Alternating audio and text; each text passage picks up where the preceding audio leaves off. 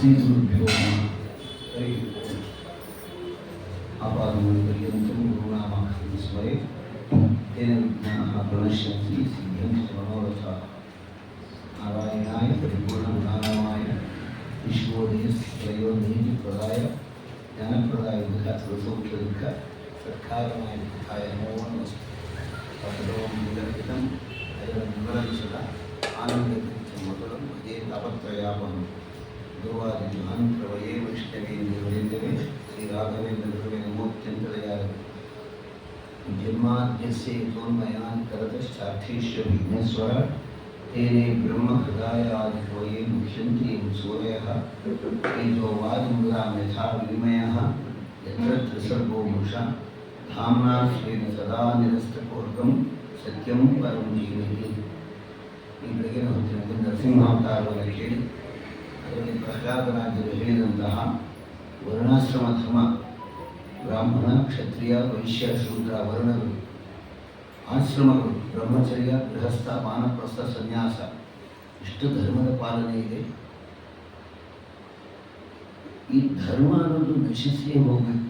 ಅದು ಕಲಿಯುಗದ ಒಂದು ಧರ್ಮ. ಧರ್ಮ ಹೋಗಬೇಕು ಅನ್ನೋದೇ ಕಲಿಯುಗದ ಧರ್ಮ. ಕಲಿಯುಗದಲ್ಲಿ ಪೂರ್ಣವಾಗಿತ್ತು ಧರ್ಮ. ತ್ರೇತಾಯುಗದಲ್ಲಿ ಕಾಲ ಕಡಿಮೆ ಆಯಿತು. ದ್ವಾಪರದಲ್ಲಿ ಅರ್ಧ ಧರ್ಮ ಅರ್ಧ ಅಧರ್ಮ. ಕಲಿಯುಗದಲ್ಲಿ ಪೂರ್ತಿ ಅಧರ್ಮವೇನೇ, ಅದರಲ್ಲೂ ಅಲ್ಪ ಸ್ವಲ್ಪ ಉಳ್ಕೊಂಡಿದೆ. ಈ ಇನ್ನೂ ಪ್ರಾರಂಭ, ಇದನ್ನೇ ತಡ್ಕೊಳಕ್ಕಾಗಲ್ಲ ನಾವು. 4,32,000 ವರ್ಷಗಳಲ್ಲಿ ಒಂದು 6,000 ವರ್ಷ ಕಳೆದೀವಿ ಅಂದರೆ ಇನ್ನು ಎಷ್ಟು ಕಳಿಬೇಕು, ಧರ್ಮದ ಸ್ಥಿತಿ ಏನಾಗಬೇಕು. ಆದರೂ ಕೂಡ ಭಗವಂತ ರಕ್ಷಣೆ ಮಾಡ್ತಾನೆ. ಧರ್ಮೋ ರಕ್ಷತೆ ರಕ್ಷಿತಃ ಇದರಲ್ಲಿ ಹೇಳ್ತಾ ಬಂದು, ವಿಹಿತ ಕರ್ಮ ತ್ಯಾಗಿಯಾದ ಗೃಹಸ್ಥ ಅವನು ಹಾಳಾಗೋದಲ್ಲದೆ ಅವನಿರೋ ಪರಿಸರವೂ ಕೂಡ ಕೆಟ್ಟ ಹೋಗುತ್ತೆ ಅನ್ನೋ ಕೇಳಿ ಹೇಳ್ತಿದ್ದಾನೆ. ವಿಹಿತ ಕರ್ಮ ಭಗವಂತನೇ ಮಾಡಿದ್ದಾನೆ. ಚಾತುರ್ವರ್ಣ್ಯಂ ಮಯಾ ಸೃಷ್ಟಂ ಗುಣಕರ್ಮ ವಿಭಾಗಶಃ. ಅರ್ಜುನ, 4 ವರ್ಣಗಳನ್ನು ನಾನೇ ಸೃಷ್ಟಿ ಮಾಡಿದ್ದೇನೆ. ಹಾಗೆ ಅವರ ಗುಣಕರ್ಮಗಳಿಗೆ ತಕ್ಕಂತೆ ಚಾತುರ್ವರ್ಣ್ಯಂ ಮಯಾ ಸೃಷ್ಟಂ ಗುಣಕರ್ಮ ವಿಭಾಗಶಃ. ವಿಹಿತ ಕರ್ಮ ಹೇಳಿದೆ ಗೃಹಸ್ಥನಿಗೆ. ವಿಹಿತ ಕರ್ಮವನ್ನು ಬಿಡಬಾರದು. ಕರ್ಮ ಬಿಟ್ಟವ ಗೃಹಸ್ಥ ಕರ್ಮಭ್ರಷ್ಟ. ಗೃಹಸ್ಥನಾದವನು ವಿಹಿತ ಕರ್ಮವನ್ನು ಆಚರಣೆ ಮಾಡ್ತಾನೆ. ವಿಹಿತ ಕರ್ಮ ತ್ಯಾಗಿಯಾದ ಗೃಹಸ್ಥ, ವ್ರತವನ್ನು ಬಿಟ್ಟ ಬ್ರಹ್ಮಚಾರಿ, ಊರೊಳಗೆ ಇರುವ ವಾನಪ್ರಸ್ಥಿ, ಅರಣ್ಯಕ್ಕೆ ಹೋಗಿದೆ, ಇಂದ್ರಿಯ ಲೋಲುಪನಾಗಿರುವ ಸನ್ಯಾಸಿ, ಇವರನ್ನು ಆಶ್ರಮಾಭಾಸರು ಅಂತ ಕರೀತಾರೆ. ಇವರಿಂದ ಲೋಕಕ್ಕೆ ಕೆಟ್ಟತೆ ಆಗುತ್ತೆ. ಇವರೆಲ್ಲ ನಕಲು ಆಸಾಮಿಗಳು. ಇವರು ವರ್ಣವನ್ನು ಆಶ್ರಮವನ್ನು ಕೆಡಿಸುವ ನೀಚರಾಗಿರುವರು. ನಮ್ಮ ಸ್ವಾಮಿಯಾದ ನಾರಾಯಣನ ಬಂಧಕ ಶಕ್ತಿ ಹೇಗಿದೆ, ಆಶ್ಚರ್ಯ. ಶ್ರೀಶನಿಗೆ ಕೈ ಮುಗಿಬೇಕು. ಶ್ರೀಹರಿಯು ತನ್ನ ಬಿಂಬನು ಸ್ವಾಮಿಯೂ ಎಂದು ತಿಳಿದವನಾಗಿದ್ದರೆ ಇಂದ್ರಿಯ ಲಂಪಟನಾಗಿ ದೇಹವನ್ನು ಕುಗ್ಗಿಸಿ ಬೆಳೆಸುತ್ತಿದ್ದಾನೆ. ಇಲ್ಲಿ ಉಲ್ಲೇಖ ಮಾಡ್ತಾರೆ. ಶರೀರವೇ ರಥ, ಇಂದ್ರಿಯಗಳೇ ಕುದುರೆಗಳು, ಮನಸ್ಸೇ ಕಡಿವಾಣ, ವಿಷಯಗಳೇ ರಸ್ತೆ, ಬುದ್ಧಿಗೆ ಸಾರಥಿ. ಶ್ರೀಶನು ಕುಳಿತಿರುವ ಎತ್ತರವಾದ ಪೀಠ, ಈಶನು ಕುಳಿತಿರುವ ಎತ್ತರವಾದ ಪೀಠ, ಜೀವನೇ ರಥಿಕ. ಪ್ರಾಣಾಪಾನಾದಿಗಳೇ 10 ಅಚ್ಚುಗಳು ರಥಕ್ಕೆ. ಪ್ರಣವವೇ ಬಿಲ್ಲು, ಜೀವನ ಜ್ಞಾನಮಯ ಚಿತ್ತವೇ ಬಾಣ. ಅದರ ಗುರಿ ಪರಬ್ರಹ್ಮ. ಯಾವುದೋ ಹೋಲಿಸ್ತಾರೆ ಪ್ರತಿಮೆಗಳು ಅಂತ ಹೆಸರು. ಒಂದು ಹೋಲಿಕೆ ಕೊಡಬೇಕಾದ್ರೆ ಸರಿಯಾದ ರೀತಿಯಲ್ಲಿ. ಶರೀರ ರಥ, ಇಂದ್ರಿಯಗಳ ಕುದುರೆಗಳು, ಮನಸ್ಸು ಪ್ರವಾಣ, ವಿಷಯಗಳ ರಸ್ತೆ, ಬುದ್ಧಿಯೇ ಸಾರಥಿ, ಚಿತ್ತವೇ ಈಶ, ಕುಳಿತಿರುವ ಎತ್ತರವಾದ ಪೀಠ, ಜೀವನೇ ರಥಿಕ. ಎಲ್ಲವೂ ಕೂಡ ಗೆಲ್ಲಬೇಕಾದ ಜೀವನ ಶತ್ರುಗಳು ಯಾರ್ಯಾರು ಗೆಲ್ಲಬೇಕಾಗ ರಾಗ, ದ್ವೇಷ, ಲೋಭ, ಶೋಕ, ಮೋಹ, ಭಯ, ಮದ, ದುರಭಿಮಾನಗಳು, ಹಸಿವು, ಬಾಯಾರಿಕೆ. ಇದರಲ್ಲಿ ಕೆಲವರು ರಾಜಸರು, ತಾಮಸರು ಕೂಡ ಇದ್ದಾರೆ. ಇವರೆಲ್ಲರನ್ನೂ ಕೂಡ ಕೊಂದು ಕಾಮಕ್ರೋಧಾದಿಗಳನ್ನ, ರಾಗದ್ವೇಷಾದಿಗಳನ್ನ ವಿಷಯ ಅಲಂಬುದ್ಧಿಯಿಂದ, ವಿಷಯ ಸಾಕು ಎಂಬುದರಿಂದ ರಾಜ್ಯವನ್ನು ಗೆದ್ದು ಸಂಸಾರ ದೂರನಾಗಲಿ. ಇದಕ್ಕೆ ಅರ್ಚನಾದಿ ಮಾರ್ಗ ಅಂತ ಹೇಳಿ ಒಂದು ಹಿಂಸಾಮಯ, ದ್ರವ್ಯಮಯ, ಕಾಮ್ಯವೂ ಆದ ಪ್ರವೃತ್ತ ಕರ್ಮದಿಂದ ಮೋಕ್ಷಕ್ಕೆ ವಿರುದ್ಧವಾದ ಫಲ ಬರುತ್ತದೆ. ಹಿಂಸಾಮಯವಾಗಿರಬಾರದು, ದ್ರವ್ಯಮಯವಾಗಿರಬಾರದು, ಕಾಮ್ಯಮಯವಾಗಿರಬಾರದು. ಅಗ್ನಿಹೋತ್ರ, ದರ್ಶ, ಪೂರ್ಣಮಾಸ, ಚಾತುರ್ಮಾಸ್ಯ, ಪಶುಬಂಧ ಹೀಗೆ ಅನೇಕ ಬಗೆಯಾಗಿ ಇಷ್ಟ ಎನಿಸಿದೆ. ಹುತ ಎಂದರೆ ವೈಶ್ವದೇವ ಬಲಿಹರಣ, ಪೂರ್ತ ಎಂದರೆ ದೇವಾಲಯ, ಆರಾಮ, ಕೂಪ, ಫಲಪುಷ್ಪವನ ಇವುಗಳನ್ನು ನಿರ್ಮಿಸುವುದು, ಕೆರೆ ಕಟ್ಟೆ ಬಾಗಿಲು ನಿರ್ಮಿಸುವುದು. ಇಷ್ಟಾಪೂರ್ತಗಳು ಅನೇಕ ಕಡೆ ಬರುತ್ತೆ. ಸ್ವಾಮಿ ನಾನೇನಾದರೂ ಇಷ್ಟಾಪೂರ್ತಗಳನ್ನು ಮಾಡಿದ್ದರೆ ಅಂತ ಬರುತ್ತಲ್ಲ, ಏನಾಗದು ಇಷ್ಟಾಪೂರ್ತ ಅಂದರೆ? ಇಷ್ಟ ಎಂದರೆ ಅಗ್ನಿಹೋತ್ರ, ದರ್ಶ, ಪೂರ್ಣಮಾಸ, ಚಾತುರ್ಮಾಸ್ಯ, ಏಕಾದಶಿ ಆಚರಣೆ ಇವೆಲ್ಲ ಇಷ್ಟ ಅಂತ. ಪೂರ್ತ ಅಂದರೆ ಕೆರೆ ಕಟ್ಟೆ ಬಾವಿ ರಸ್ತೆ ಇವುಗಳ ನಿರ್ಮಾಣ ಮಾಡುವುದು ಪೂರ್ತ ಅಂತ. ಇಷ್ಟಾಪೂರ್ತಗಳು ಇವೆಲ್ಲವೂ ಕೂಡ ಪೂರ್ತವೆನಿಸುವುದು ಪುರೋಡಾಶಾದಿ ದ್ರವ್ಯದಿಂದ. ಪುರೋಡಶ ಅಂದರೆ ಹೋಮಕ್ಕೆ ಉಪಯೋಗಿಸುವ ಒಂದು ಹವಿಸು. ಅದರಿಂದ ಅಪೂರ್ವ ಫಲ ವಿಪ್ರರಿಗೆ ಅನ್ನದಾನ ಮಾಡಿದ ಫಲ ಬಂದಿದ್ದಲ್ಲಿ ಬಂದ್ಬಿಟ್ಟಿಯಲ್ಲ. ಬ್ರಾಹ್ಮಣ ಭೋಜನ, ಅದಕ್ಕೆ ಬ್ರಾಹ್ಮಣರು ಕರಿಬೇಕು, ಬ್ರಾಹ್ಮಣರು ಕರಿ. ಅದಕ್ಕೆ ಬ್ರಾಹ್ಮಣರಿಗೆ ಹೇಳ್ತಕ್ಕಂಥ ಇನ್ಯಾರು ಬೇಡವೇ ಹಾಗಾದ್ರೆ ಉಪಾಸನೆ ಮಾಡ್ತಾರೆ. ಯಾವುದನ್ನು ಉಪಾಸನೆ ಮಾಡೋದು? ಆತ್ಮೋಪಾಸನೆ. ಆ ಆತ್ಮ ಎಲ್ಲಿ ಸ್ಥಿತವಾಗಿದೆ? ಶರೀರದಲ್ಲಿ. ಶರೀರ ಹೇಗಿದೆ? ಬಲಭಾಗದಲ್ಲಿ 36,000, ಎಡಭಾಗದಲ್ಲಿ 36,000, ಇಡ ಪಿಂಗಳ 2 ನಾಡಿಯ ಗುಂಪು. ಅಷ್ಟು ಸಾವಿರಾರು ನಾಡಿಗಳ ಭಗವದ್ ರೂಪ. ಎಷ್ಟು ಬೇಡ ನಾಡಿಗಳ ಭಗವದ್ ರೂಪ. ಮಧ್ಯದಲ್ಲಿರುವ ಬೆನ್ನು ಮಧ್ಯದಲ್ಲಿರುವ ಸುಷುಮ್ನಾ ನಾಡಿ ಅದರ ಭಗವದ್ ರೂಪ. ಇಂದ್ರಿಯಗಳು ಅವುಗಳ ಅಂತರ್ಯಾಮಿ ಭಗವದ್ ರೂಪ ಇಂದ್ರಿಯಗಳು. ಇದಲ್ಲದೆ 101 ನಾಡಿಗಳು ಬೇರೆ, ಅದು ಬೇರೆ. ಇಷ್ಟು ಭಗವದ್ ರೂಪಗಳು, ಇಂದ್ರಿಯಗಳು, ಇವುಗೆಲ್ಲ ಇಷ್ಟು ಭಗವಂತನ ರೂಪಗಳು, ಇವುಗಳಿಗೆಲ್ಲ ಏಕಕಾಲದಲ್ಲಿ ಊಟ ಮಾಡಿಸೋಕೆ ಸಾಧ್ಯನಾ? ಒಬ್ಬ ಬ್ರಾಹ್ಮಣನನ್ನು ಕರೆದು ಊಟ ಬಡಿಸಿದರೆ ಆಗುವ ತೃಪ್ತಿ ಅಷ್ಟಿಷ್ಟಲ್ಲ, ಬಹಳ ಬಹಳ. ಎಲ್ಲ ಭಗವದ್ ರೂಪಗಳಿಗೂ ಊಟ ಮಾಡಿಸ್ದಾಗಾಯ್ತಲ್ಲ, ಅದಕ್ಕೇನೆ ಬ್ರಾಹ್ಮಣ ಭೋಜನ ಅನ್ನೋದು ಬಂದು ಹೇಳು. ಬ್ರಾಹ್ಮಣ ಭೋಜನ ಶ್ರಾದ್ದಕ್ಕೆ ಅವಶ್ಯ ಬೇಕೇ ಬೇಕು. ಬ್ರಾಹ್ಮಣ ಭೋಜನ. ಆ ಬ್ರಾಹ್ಮಣ ತನ್ನ ದಾಯಾದಿ ಆಗಿರಬಾರ್ದು, ತನ್ನ ಅಣ್ಣ ತಮ್ಮಕ್ಕೆ ಸಂಬಂಧ ಆಗಿರಬಾರ್ದು, ತನ್ನ ಸಂಬಂಧವೇ ಆಗಿರಬಾರ್ದು. ಅಂಥವನನ್ನು ಕರಿಬೇಕಂತೆ ಊಟಕ್ಕೆ ಬ್ರಾಹ್ಮಣ ಭೋಜನ. ಬರಲ್ಲ ಆಮೇಲೆ ಬಂಧುಗಳು. ಹೀಗೆ ಪಿತೃಯಾನವು ದೊರೆಯಬೇಕಾದ್ರೆ ಕಾಮ್ಯಕರ್ಮಿಯು ಧೂಮ ರಾತ್ರಿ, ಕೃಷ್ಣ ಪಕ್ಷ ದಕ್ಷಿಣಾಯನ, ಉತ್ತರಾಯಣ ಶುಕ್ಲ ಪಕ್ಷ ಹಗಲು. ಆ ಸಾವುಗಳು ಬರುವುದು ಬರುತ್ತವೆ. ಹೀಗೆ ತಿಳಕಾಲ ಜನನ ಮರಣಗಳ ಸಮಯ ಹೀಗೆ ಎಂದು ನಿಶ್ಚಯಿಸಲು ಸಾಧ್ಯ ಇಲ್ಲ. ಯಾವ ಸಮಯದಲ್ಲಿ ಬೇಕಾದ್ರೂ ಆಗ್ಬೋದು ಜನನ, ಯಾವ ಸಮಯದಲ್ಲಿ ಬೇಕಾದರೂ ಕೂಡ. ಜಾತ್ರೆ ನೋಡೋದು ಹೇಳ್ತಿರ್ತಾರೆ, ಅಯ್ಯೋ ಈ ಗ್ರಹ ಇನ್ನೊಂದು ಚೂರು ಮುಂದೆ ಇದ್ಬಿಟ್ಟಿದ್ರೆ ನಿಮ್ಮನ್ನು ಹಿಡಿಯೋರೇ ಇರ್ತದೆ. ಬೇಕಲ್ಲ, ಅದು ಯಾವ ಸಮಯದಲ್ಲಿ ಜನನವಾಗುತ್ತೋ ಭಗವಂತನ ಕೃಪೆ, ಭಗವಂತನ ಸಮಯ. ಮರಣವೂ ಅಷ್ಟೇ.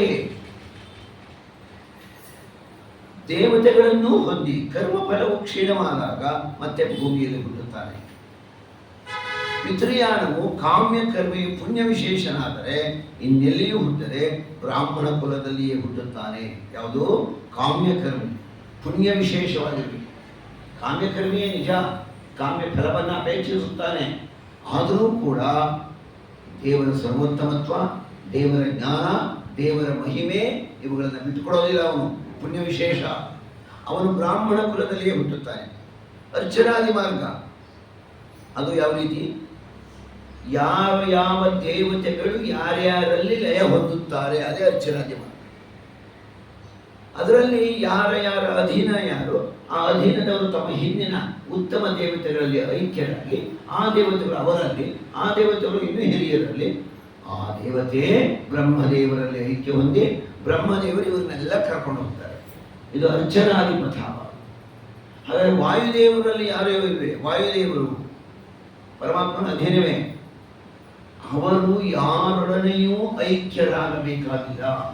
ನೇರವಾಗಿ ಸ್ವಚ್ಛ ಸ್ವಚ್ಛಂದ ಮೃತ್ಯು ಸುಖೈಸಿ ಸುಜನಂ ದೇವಕಿ ಚಿತ್ರಮತ್ರ ತ್ರಾದ ಯಸ್ಯ ತ್ರಿಧಾಮ ಜಗದೋದಕಂ ಕಿಂಕರ ಶಂಕರಾದ್ಯ. ವಾಯುದೇವರ ವಿಶೇಷವೇ ಬೇರೆ. ಹಾಗಾದರೆ ಅಗ್ನಿ, ಸೂರ್ಯ ದಿವಾದೇವತೆ, ಪ್ರವಾಹವಾಯು, ಶುಕ್ಲಪಕ್ಷಾಭಿಮಾನಿ, ಪೂರ್ಣಾಭಿಮಾನಿನಿ, ಉತ್ತರಾಯಣ ಸಂವತ್ಸರಗಳ ಅಭಿಮಾನಿ ದೇವತೆಗಳು, ಇಂದ್ರಾದಿ ದೇವತೆಗಳು ಇವರನ್ನು ಕರೆದುಕೊಂಡು ಹೋಗುವ ಅರ್ಚರಾದಿ ಮಾರ್ಗ. ಇವರ ಅರ್ಚರಾದಿ ಮಾರ್ಗಕ್ಕೆ ಇವರೆಲ್ಲರೂ ಕೂಡ ಕಾರಣ. ಸನ್ಯಾಸಿಗಳು ಒಳ್ಳೆಯ ಮಾರ್ಗದಲ್ಲೇ ಹೋಗ್ತಾರೆ, ಇಂದ್ರದೇವರೇ ಕರ್ಕೊಂಡು ಹೋಗ್ತಾರೆ. ಅವರಿಗೆಲ್ಲ ಬೇರೆ ರೀತಿಯಂತೆ ಮೈಲಿಗೆ, ಸೂತ್ಕ ಮೊದಲಾದವರಿಲ್ಲ. ಇಂದ್ರದೇವರೇ ಬಂದವ್ರನ್ನ ಕರ್ಕೊಂಡು ಹೋಗ್ತಾರೆ ಎಂದರೆ ಸನ್ಯಾಸಿಗಳಿಗೆ ಅವರ ಜೀವನ ಹೇಗಿರಬೇಡದು. ಆಮೇಲೆ ಬೃಂದಾವನ ಪೂಜೆ ಮಾಡೋದು, ನಿತ್ಯ ನಡೆಯುವುದು, ನಿತ್ಯ ಆರಾಧನೆ ಅಂದರೆ ಉಪಾಸನೆ, ಇವೆಲ್ಲವೂ ಕೂಡ ಸನ್ಯಾಸಿಗಳಿರ್ತಕ್ಕಂಥದ್ದು. ಇದನ್ನು ದೇವಯಾನ, ಜ್ಞಾನಿಯೂ ಹೋಗುವನು. ದೇವಯಾನದಲ್ಲಿ ಜ್ಞಾನಿಯೂ ಹೋಗುತ್ತಾನೆ. ಆದ ಕಾರಣ ದೇಹವು ಅರ್ಥಕ್ರಿಯಾದಿ ಸುಖವನ್ನು ಉಂಟು ಮಾಡುತ್ತದೆ. ಧರ್ಮರಾಜ, ನಾನು ಹೇಳಲು ನಿನಗೆ ಗೃಹಸ್ಥ ಧರ್ಮವನ್ನು ವರ್ಣಿಸಿದ್ದೇನೆ, ಇದು ಪಾಪನಾಶಕ. ಇದನ್ನು ಕೇಳಿದರೆ ಶ್ರೀಹರಿಯ ಪ್ರೀತಿ ಸಾಧಕ ಈ ಭಾಗ. ಗೃಹಸ್ಥನು ಈ ರೀತಿ ನಡೆದರೆ ಒಳ್ಳೆಯ ಸನ್ಯಾಸಿಗಳಿಗೆ ಸಿಕ್ಕುವ ಮೋಕ್ಷ ದೊರೆಯುತ್ತದೆ. ಒಂದು ವೇಳೆ ಸನ್ಯಾಸಿಗಳ ದಾರಿ ತಪ್ಪಿದರೆ ಅದೇ ಇಂದ್ರದೇವರು ಅದೇ ವಜ್ರಾಯುಧ ತಗೊಂಡು ಅದಲ್ಲೇ ಹೊಡಿತಾರೆ. ವಜ್ರಾಯುಧದಲ್ಲಿ ಏಟು ಬಿದ್ದರೆ ಏನಾಗಬೇಡ, ಆವಾಗ ಹಾಗೆ ಮಾಡ್ಕೊಂಡು ಹೋಗಬಾರ್ದು, ದುರಂತ ಮಾಡಬಾರ್ದು. ಗೃಹಸ್ಥ ಧರ್ಮ ಹೀಗಿದೆ. ಲೋಕದಲ್ಲಿ ನಿಮಗಿಂತ ಧನ್ಯರು ಯಾರು? ನಿಮಗಿಂತ ಯಾರು ಧನ್ಯರಿಲ್ಲ ಧರ್ಮರಾಜ. ಮನೆಯಲ್ಲಿ ಜಗಜ್ಜನ್ಮಕ್ಕೆ ಕಾರಣನಾದ ಗೋವಿಂದ ಕೃಷ್ಣ ಎಂಬ ಹೆಸರಿನಿಂದ ನಿಮ್ಮ ಮನೆಯಲ್ಲಿಯೇ ಇದ್ದಾನೆ. ಬಂದವರಿಗೆ ದರ್ಶನ ದೊರೆಯುತ್ತದೆ. ಕೃಷ್ಣನ ಮನುಜ ರೂಪ. ಬ್ರಹ್ಮಾದಿಗಳು ಕೂಡ ಅವನ ಅನಂತ ಕಲ್ಯಾಣವನ್ನು ಚಿಂತಿಸುತ್ತಾ ಕಾಣಲಾರದೆ ಭಕ್ತಿಯಿಂದ ತಲೆವಾಗಿ ನಮಿಸುವರು. ಅಂತಹ ಸ್ವಾಮಿ ನಿಮ್ಮ ಮನೆಯಲ್ಲಿಯೇ ಇರಬೇಕಾದ್ರೆ ನಿಮಗಿಂತ ಧನ್ಯರು ಯಾರು? ಶ್ರೀಕೃಷ್ಣನು ನಿಮ್ಮಲ್ಲಿ ಮಾಡಿದ ಅನುಗ್ರಹ ಆನಂದ ಆಶ್ಚರ್ಯನ ಸಮಗ್ರವಾಗಿದೆ. ಇವನು ನಿಮಗೆ ಪ್ರಿಯ ಮಿತ್ರ, ದೂತ, ಬಂಧು, ಭಾವ, ಸ್ವಾಮಿ, ಶಾಸಕ, ಗುರುವು ಮತ್ತು ಪೂಜಕನು ಆಗಿ ವಿಶೇಷ ಫಲವನ್ನು ದಯಪಾಲಿಸಿದ್ದಾನೆ. ನೀವು ಕೇಳಿದ್ದಕ್ಕೆ ನಾನು ಹೇಳಿದ ಭಾಗವತ ಫಲವನ್ನು ಶ್ರೀಕೃಷ್ಣನಿಗೆ ಸಮರ್ಪಿಸಿ ನಮಸ್ಕರಿಸುತ್ತೇನೆ. ಶುಕಾಚಾರ್ಯರು ಹೇಳಿದರು ಪರೀಕ್ಷಿತ್ ರಾಜನಿಗೆ. ಧರ್ಮರಾಜನು ನಾರದರಿಂದ ಈ ಧರ್ಮಗಳನ್ನು ಕೇಳಿ ತೃಪ್ತನಾಗಿ ಭಕ್ತಿಯಿಂದ ಶ್ರೀಕೃಷ್ಣನನ್ನು ಬಳಿಕ ನಾರದರನ್ನು ಪೂಜಿಸಿದರು. ಧರ್ಮರಾಜ ಅಲ್ಲೇ ಇದ್ನಲ್ಲ ಕೃಷ್ಣ, ರಾಜಸೂಯಾಗದಲ್ಲಿ. ನಾರದರು ಶ್ರೀಕೃಷ್ಣ ಧರ್ಮರಾಜನ ಅನುಮತಿಯನ್ನು ಪಡೆದು ಹೊರಟು ಹೋದರು. ಆಯಿತು, ರಾಜಸೂಯಾಗ ಸಮಗ್ರವಾಗಿ ನಡೀತು, ಚೆನ್ನಾಗಿ ನಡೀತು. ಧರ್ಮರಾಜನು ಶ್ರೀಕೃಷ್ಣನೇ ಪರಬ್ರಹ್ಮನೆಂದು ಕೇಳಿ, ಇವನು ನಮ್ಮ ಜೊತೆಯಲ್ಲೇ ಇರುವನಲ್ಲ, ಯಾವ ಲೋಕದ ಅಧಿಪತಿ ಇವನು, ವೈಕುಂಠಾಧಿಪತಿ, ಅಲ್ಲಿ ಹೋಗಬೇಕಾದ್ರೆ ಸುಮ್ಮನೆನಾ? ಭಗವಂತನನ್ನು ನೋಡಬೇಕಾದ್ರೆ ಸುಮ್ಮನೆನಾ? ಅದೇ ಭಗವಂತನೇ ಕೃಷ್ಣನಾಗಿ ನಮ್ಮ ಜೊತೆಯಲ್ಲಿದ್ದಾನಲ್ಲ, ಇನ್ನೆಂತಹ ಭಾಗ್ಯ ಅಂತ ಆಶ್ಚರ್ಯಪಟ್ಟ. ಇತಿ ದಾಕ್ಷಾಯಣೀನಾಂತೆ ಪೃಥಕ್ ವಂಶಾ ಪ್ರಕೀರ್ತಿತಾ ದೇವಾಸುರ ಮನುಷ್ಯಾದ್ಯ ಲೋಕ ಯತ್ರ ಚರಾಚರ. ಪರೀಕ್ಷಿತ್ ರಾಜ, ಯಾವ ವಂಶಗಳಲ್ಲಿ ಸುರ ಅಸುರ ನರಾದಿಗಳು ಅವರ ವಂಶಗಳಾದ ಸ್ಥಾವರ ಜಂಗಮಗಳು ಹುಟ್ಟಿದವೋ ಆ ದಕ್ಷ ಪುತ್ರಿಯರ ವಂಶಗಳನ್ನು ಈಗ ಹೇಳಿದ ಪ್ರಕಾರ ಭೇದದಿಂದ ನಾನು ವರ್ಣಿಸಿದ್ದೇನೆ ಅಂತ ಹೇಳ್ತಾರೆ. ಇಲ್ಲಿಗೆ ಸಪ್ತಮ ಸ್ಕಂಧ ಈ ಭಾಗಕ್ಕೆ ಮುಗಿಯಿತು. ಇಷ್ಟ ಬಹಳ ದೀರ್ಘವಾಗಿದೆ. ಧರ್ಮದ ವಿಚಾರ ತುಂಬ ಇದೆ ಸಪ್ತಮ ಸ್ಕಂಧದಲ್ಲಿ. ಬರೀ ನರಸಿಂಹದೇವರ ಒಂದು ಆವಿರ್ಭಾವ ಅಷ್ಟೇ ಅಲ್ಲ ಇರೋದು, ಅದರಲ್ಲಿ ಪ್ರಹ್ಲಾದರಾಜರು ಹೇಳಿರ್ತಕ್ಕಂಥ ಧರ್ಮವಂತೂ ಭಾಗವತ ಧರ್ಮ ಉಲ್ಲೇಖವಾಗಿದೆ. ಇನ್ನು ಅಷ್ಟಮ ಸ್ಕಂದ ರಾಜೋವಾಚ. ಪರೀಕ್ಷಿತ್ ರಾಜ ಹೇಳ್ತಾನೆ, ಸ್ವಯಂಭುವಸ್ಯೇಹ ಮನೋರ್ವಂಶೋಯಂ ವಿಸ್ತರಾತ್ ಶ್ರುತಃ ಯತ್ರ ವಿಶ್ವಸೃಜಾಂ ಸರ್ಗೋ ಮನು ನ್ಯೂನಾಂ ವದಸ್ವನಃ. ಶುಕಾಚಾರ್ಯರೇ, 4ನೆಯ ಸ್ಕಂದದ ಆರಂಭದಲ್ಲಿ ತಾವು ಸ್ವಯಂಭೂ ಮನುವಿನ ವಂಶವನ್ನು ವಿಸ್ತಾರವಾಗಿ ಹೇಳಿದ್ರಿ. ಮರೀಚಿ ಮೊದಲಾದ ಪ್ರಜೇಶ್ವರರಿಂದ, ಆಕೂತಿ ಮೊದಲಾದವರಿಂದ, ಮನುರಾಜನ ಪುತ್ರಿಯಲ್ಲಿ ಹುಟ್ಟಿದ ಪುತ್ರ ಪೌತ್ರರಿಂದ ವಿಷಯವನ್ನು ಕೇಳಿದೆ. ಆಯಾ ಮನ್ವಂತರಗಳಲ್ಲಿ ಮೊದಲನೇ ಮನು ಸ್ವಯಂಭೂ ಮನು, ಆಮೇಲೆ ಬಂದಂತಹ ಮನುಗಳು ಅವರಲ್ಲಿ ತಾವು ವಿಚಾರಗಳನ್ನು ಹೇಳ್ತಾ ಹೋಗಬೇಕು ಅಂಥೇಳಿ ಇನ್ನು ಮನ್ವಂತರಗಳ ವಿಚಾರವನ್ನು ಹೇಳ್ತಾ ಹೋಗ್ತಾರೆ. 14 ಜನ ಮನುಗಳು, 14 ಮನ್ವಂತರಗಳು. ಒಂದೊಂದು ಮನ್ವಂತರದಲ್ಲಿಯೂ ಕೂಡ ಸಪ್ತ ಋಷಿಗಳೇ ಬೇರೆ, ಇಂದ್ರನೇ ಬೇರೆ. ಈಗ ನಡೀತಿರೋದು 7ನೇ ಮನ್ವಂತರ, ಇನ್ನೂ 7 ಮನ್ವಂತರಗಳಿದೆ. ಈಗಿನ ಮನ್ವಂತರದಲ್ಲಿ ಸಪ್ತಋಷಿಗಳು ವಿಶ್ವಾಮಿತ್ರ, ಜಮದಗ್ನಿ, ಭಾರದ್ವಾಜ, ಗೌತಮ, ಅತ್ರಿ, ವಸಿಷ್ಠ, ಕಶ್ಯಪ ಇವರೇ ಸಪ್ತಋಷಿಗಳು. ಪುರುಹೂತ ಎನ್ನುವನೇ ಇಂದ್ರ. ಇಂದ್ರ ಎನ್ನುವುದು ಒಂದು ಪದವಿಯ ಹೆಸರೇ ಹೊರತು ಇಂದ್ರ ವ್ಯಕ್ತಿಯ ಹೆಸರಲ್ಲ. ವ್ಯಕ್ತಿಯ ಹೆಸರೇ ಅದು ಪುರುಹೂತ, ಇಂದ್ರ ಆಗಿದ್ದಾನೆ. 1ನೇ ಮನ್ವಂತರ ಸ್ವಯಂಭೂಮನು, 2ನೇ ಮನ್ವಂತರ ಸ್ವಾರೋಚಿಷಮನು, 3ನೇ ಮನ್ವಂತರ ಉತ್ತಮ ಮನ್ವಂತರ, 4ನೇ ಮನ್ವಂತರ ತಾಪಸ ಮನ್ವಂತರ.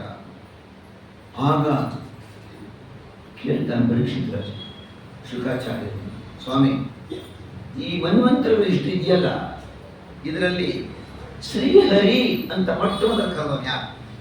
ಶ್ರೀಹರಿ. ಆಗ ಹೇಳ್ತಾ ಬಂದು ಶುಕಾಚಾರ್ಯ ಗಜೇಂದ್ರ ಮೋಕ್ಷ. ತ್ರಿಕೂಟವೆಂಬ ಪರ್ವತ ಕ್ಷೀರ ಸಮುದ್ರದ ಮಧ್ಯದಲ್ಲಿದೆ. ಕ್ಷೀರ ಸಮುದ್ರ ಹೇಗಿರಬೇಡಿ, ನಮಗೆ ಸಿಕ್ಕಿರೋದು ಉಪ್ಪಿನ ಸಮುದ್ರ, ಇದನ್ನು ನೋಡಿದ್ರೆ ಸಂತೋಷ. ಇನ್ನು ಹಾಲಿನ ಸಮುದ್ರ ನೋಡಿದ್ರೆ ಹೇಗೆ ಬೇಡ, ಇನ್ನು ಕ್ಷೀರ ಸಮುದ್ರ ಮಧ್ಯದಲ್ಲಿದೆ. ಅದಕ್ಕೆ ಬೆಳ್ಳಿ, ಕಬ್ಬಿಣ ಮತ್ತು ಬಂಗಾರದ 3 ಶಿಖರಗಳಿವೆ. ಅದಕ್ಕೆ ತ್ರಿಕೂಟ ಪರ್ವತ. ಅದರ ತಗ್ಗು ಜಾಗದಲ್ಲಿ ಋತುಮಂತ ಎಂಬ ವರುಣನ ದೊಡ್ಡ ಉದ್ಯಾನವನವಿದೆ. ಋತುಮಂತ ಆ ಉದ್ಯಾನವನ, ಅಲ್ಲಲ್ಲಿ ಸರೋವರಗಳು, ಝರಿಗಳು, ಅನೇಕ ಮರಗಳಿಂದ ಕೂಡಿದ್ದು, ಆ ಸುವಾಸನೆಯ ಹೂವುಗಳು ಅರಳಿ ನಿಂತಿವೆ. ಒಂದು ಸುಂದರವಾದ ಸರೋವರ ಬೇರೆ ಇದೆ, ಮರಗಳು ಇದೆ. ಮರಗಳು ಎಲ್ಲಿ ಇರುತ್ತವೆ, ನೆರಳು ಶಾಶ್ವತ, ನೀರು ಅನುಕೂಲ ಇದೆ. ನೀರು ಮತ್ತು ನೆರಳು ಎಲ್ಲಿರುತ್ತೆ ಅಲ್ಲಿ ಆನೆಗಳು ವಾಸ ಮಾಡ್ತಾ ಇದೆ. ಆ ಒಂದು ಸಲಗ ಇದೆ, ದೊಡ್ಡ ಸಲಗ, ಬೃಹತ್ತಾದ ಆನೆ. ಅದನ್ನು ಕಂಡರೆ ಹುಲಿ ಸಿಂಹಗಳೇ ಹೆದರುತ್ತಿವೆ. ಹುಲಿ ಹೆದರಲೇಬೇಕು, ಬೇರೆ ಹುಲಿಗೂ ಆನೆಗೂ ವೈರ, ಹೆದರ್ತಾ ಇವೆ. ಒಂದು ದಿನ ಬೇಸಿಗೆ, ಬಾಯಾರಿಕೆ ತಡೆಯೋಕ್ಕಾಗಲ್ಲ, ಈ ಸಲಗ ಸುತ್ತಾಡಿಕೊಂಡು ಬಂದಿದೆ. ಆ ಸರೋವರಕ್ಕೆ ಬಂತು. ಸರೋವರದಲ್ಲಿ ನೀರನ್ನು ಕುಡಿಯೋಕ್ಕೆ ಇಳೀತು.